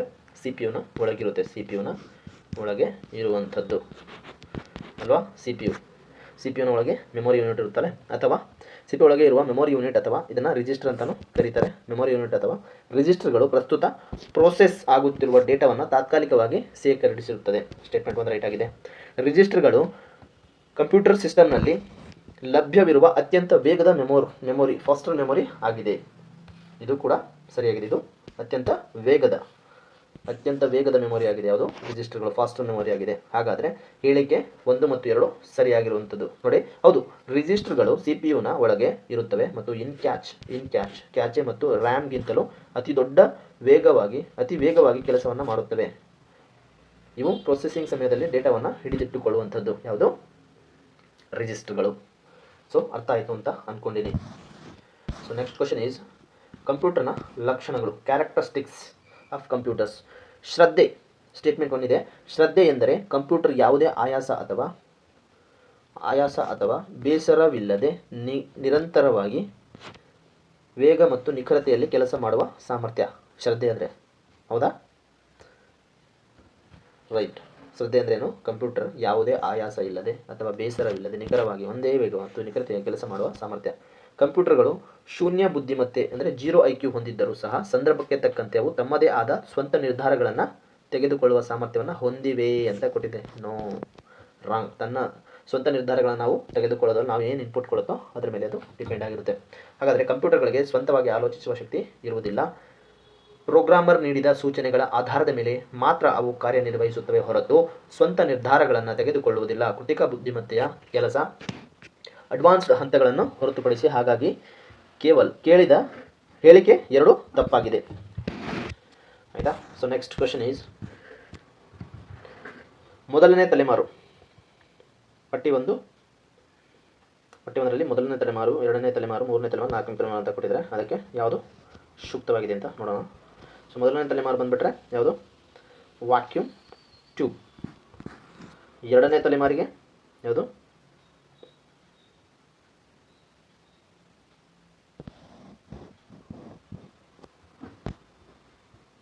ಟ್ರಾನ್ಸಿಸ್ಟರ್ಗಳನ್ನು ಬಳಸ್ತಾರೆ. ಯಾವುದಕ್ಕೆ? 2ನೇ ತಲೆಮಾರಿಗೆ ಟ್ರಾನ್ಸಿಸ್ಟರ್ಗಳನ್ನು ಬಳಸಿದರೆ 3ನೇ ತಲೆಮಾರಿಗೆ ಏನು ಬಳಸ್ತೀವಿ? ಇಂಟಿಗ್ರೇಟೆಡ್ ಸರ್ಕ್ಯೂಟ್ಗಳನ್ನು ಬಳಸ್ತೀವಿ. 4ನೇ ತಲೆಮಾರಿಗೆ ಮೈಕ್ರೋ ಪ್ರೊಸೆಸರ್ಗಳನ್ನು ಬಳಸುವಂಥದ್ದು. ಓಕೆನಾ? ಸೊ ನೆಕ್ಸ್ಟ್ ಕ್ವಶನ್ ಈಸ್ ಈ ಕೆಳಗಿನ ಪ್ರತಿಪಾದನೆ ಮತ್ತು ಕಾರಣಗಳನ್ನು ಓದಿ ಸರಿಯಾದ ಉತ್ತರವನ್ನು ಆರಿಸಿ ಅಂತ ಕೊಟ್ಟಿದ್ದಾರೆ ನೋಡಿ. ಕೀಬೋರ್ಡ್ ಮತ್ತು ಮೌಸ್ನಂತಹ ಸಾಧನಗಳನ್ನು ಇನ್ಪುಟ್ ಸಾಧನಗಳೆಂದು ಕರೆಯಲಾಗುತ್ತದೆ. ರೈಟ್. ಇದಕ್ಕೆ ಕಾರಣ, ಈ ಸಾಧನಗಳು ಬಳಕೆದಾರರಿಂದ ದತ್ತಾಂಶವನ್ನು ಡಾಟಾವನ್ನು ಪಡೆದು ಅದನ್ನು ಕಂಪ್ಯೂಟರ್ಗೆ ಅರ್ಥವಾಗುವಂತೆ ಯಂತ್ರ ಭಾಷೆಗೆ ಅಂದರೆ ಮಷಿನ್ ಲ್ಯಾಂಗ್ವೇಜ್ ಅಥವಾ ಬೈನರಿ ಫಾರ್ಮ್ಯಾಟ್ಗೆ ಪರಿವರ್ತಿಸುತ್ತದೆ. ಈ ಪ್ರತಿಪಾದನೆಗೆ ಈ ಕಾರಣ ಸರಿಯಾಗಿದೆ. ಎರಡು ಸ್ಟೇಟ್ಮೆಂಟ್ ಸರಿಯಾಗಿದೆ. ಹಾಗಾಗಿ ಎ ಮತ್ತು ಆರ್ ಎರಡೂ ಸರಿ ಮತ್ತು ಆರ್ ಎಂಬುದು ಹೇಗೆ ಸರಿಯಾದ ವಿವರಣೆ ಆಗಿದೆ. ಓಕೆನಾ. So next question is hybrid computer ಬಂತು ನೋಡಿ. ಹೈಬ್ರಿಡ್ ಕಂಪ್ಯೂಟರ್ ಸಂಬಂಧಿಸಿದಂತೆ ಈ ಕೆಳಗಿನ ಹೇಳಿಕೆಗಳನ್ನು ಪರಿಶೀಲಿಸಿ ಅಂತ ಕೊಟ್ಟಿದೆ. ಹೈಬ್ರಿಡ್ ಕಂಪ್ಯೂಟರ್ಗಳು ಅನಲಾಗ್ ಮತ್ತು ಡಿಜಿಟಲ್ ಕಂಪ್ಯೂಟರ್ಗಳೆರಡರ ಅತ್ಯುತ್ತಮ ಲಕ್ಷಣಗಳನ್ನು ಸಂಯೋಜಿಸುತ್ತವೆ ಅಂತ ಕೇಳಿದ್ರು. ವೇಗ ಮತ್ತು ನಿಖರತೆಯನ್ನು ಹೊಂದಿರುತ್ತೆ. ಹೈಬ್ರಿಡ್ ಕಂಪ್ಯೂಟರ್ಗಳು ಅನಲಾಗ್ ಮತ್ತು ಡಿಜಿಟಲ್ ಕಂಪ್ಯೂಟರ್ಗಳೆರಡರ ಅತ್ಯುತ್ತಮ ಲಕ್ಷಣಗಳನ್ನು ಸಂಯೋಜಿಸುತ್ತದೆ. ರೈಟ್. ಆಸ್ಪತ್ರೆಗಳ ತೀವ್ರ ನಿಗಾ ಘಟಕದಲ್ಲಿ ICU ರೋಗಿಯ ಹೃದಯ ಬಡಿತವನ್ನು ಅಳೆಯಲು ಬಳಸುವ ECG ಯಂತ್ರವು ಹೈಬ್ರಿಡ್ ಕಂಪ್ಯೂಟರ್ಗೆ ಒಂದು ಉತ್ತಮ ಉದಾಹರಣೆ ಆಗಿದೆ. ಈ ಎರಡೇ ಸ್ಟೇಟ್ಮೆಂಟ್ ಕೂಡ ರೈಟ್ ಆಗಿದೆ. ಹಾಗಾಗಿ 1 ಮತ್ತು 2 ಸರಿಯಾಗಿ ಇದೆ ನೋಡಿ.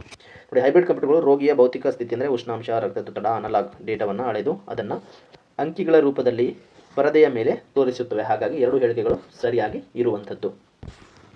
So next question is computer ತಂತ್ರಜ್ಞಾನದ ಪ್ರಮುಖ ಅಂಶಗಳ ಬಗ್ಗೆ ಈ ಕೆಳಗಿನ ಹೇಳಿಕೆಗಳನ್ನು ಗಮನಿಸಿ ಅಂತ ಕೊಟ್ಟಿದ್ದಾರೆ. 3ನೇ ತಲೆಮಾರಿನ ಕಂಪ್ಯೂಟರ್ಗಳಲ್ಲಿ ಬಳಸಲಾಗುವ IC ಇಂಟಿಗ್ರೇಟೆಡ್ ಸರ್ಕ್ಯೂಟ್ ಚಿಪ್ಗಳನ್ನು ಮುಖ್ಯವಾಗಿ ಸಿಲಿಕಾನ್ ಎಂಬ ಅರೆವಾಹಕದಿಂದ ಅಂದರೆ ಸೆಮಿಕಂಡಕ್ಟರ್ನಿಂದ ತಯಾರಿಸಲಾಗುತ್ತದೆ. Right.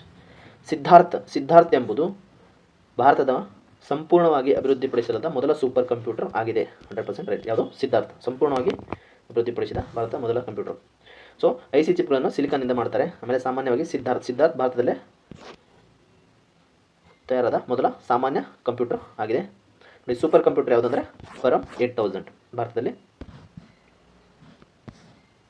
Sorry statement 2 is the wrong ನೋಡಿ. ಸಿದ್ಧಾರ್ಥ್ ಎಂಬುದು ಭಾರತದಲ್ಲಿ ಸಂಪೂರ್ಣವಾಗಿ ಅಭಿವೃದ್ಧಿಪಡಿಸಿದ ಮೊದಲ ಸೂಪರ್ ಕಂಪ್ಯೂಟರ್ ಅಂತ ಹೇಳಿದ್ದಾರೆ. ಸೂಪರ್ ಕಂಪ್ಯೂಟರ್ ಅಲ್ಲ, ಇದು ಸಾಮಾನ್ಯ ಕಂಪ್ಯೂಟರ್. ಕನ್ಫ್ಯೂಸ್ ಮಾಡ್ಕೊಳ್ಳಿ. ಸಾರಿ ಸಾಮಾನ್ಯ ಕಂಪ್ಯೂಟರ್. ಹೇಳಿಕೆ 2 ತಪ್ಪಾಗಿದೆ ಸ್ನೇಹಿತರೆ. ಸಾರಿ. Statement 1 is right. ಭಾರತದಲ್ಲಿ ಸಾಮಾನ್ಯ computer. So next question is ಪ್ರತಿಪಾದನೆ. ಚಾರ್ಲ್ಸ್ ಬ್ಯಾಬೇಜ್ ಅವರನ್ನು ಕಂಪ್ಯೂಟರ್ನ ಪಿತಾಮಹ ಎಂದು ಕರೆಯಲಾಗುತ್ತದೆ. ರೈಟ್. ಇದಕ್ಕೆ ಕಾರಣ ಇದು ಅವರು ಅನಲಾಟಿಕಲ್ ಇಂಜಿನ್ ಅನ್ನು ವಿನ್ಯಾಸಗೊಳಿಸಿದರು. ಇದು ಆಧುನಿಕ ಕಂಪ್ಯೂಟರ್ಗಳ ಮೂಲಭೂತ ವಿನ್ಯಾಸವಾದ ಇನ್ಪುಟ್, ಪ್ರೊಸೆಸಿಂಗ್, ಔಟ್ಪುಟ್ ಮತ್ತು ಸ್ಟೋರೇಜ್ ಪರಿಕಲ್ಪನೆಗಳನ್ನು ಒಳಗೊಂಡಿತ್ತು. ಇದು ಕೂಡ ರೈಟ್. ಅನಲೈಟಿಕಲ್ ಇಂಜಿನ್ ಅವರೇ ಕಂಡುಹಿಡಿದಿದ್ದು. ಸೊ ಎ ಮತ್ತು ಆರ್ ಎರಡೂ ಸರಿ ಮತ್ತು ಆರ್ ಎಂಬುದು ಹೇಗೆ ಸರಿಯಾದ ವಿವರಣೆ ಆಗಿರುವಂಥದ್ದು.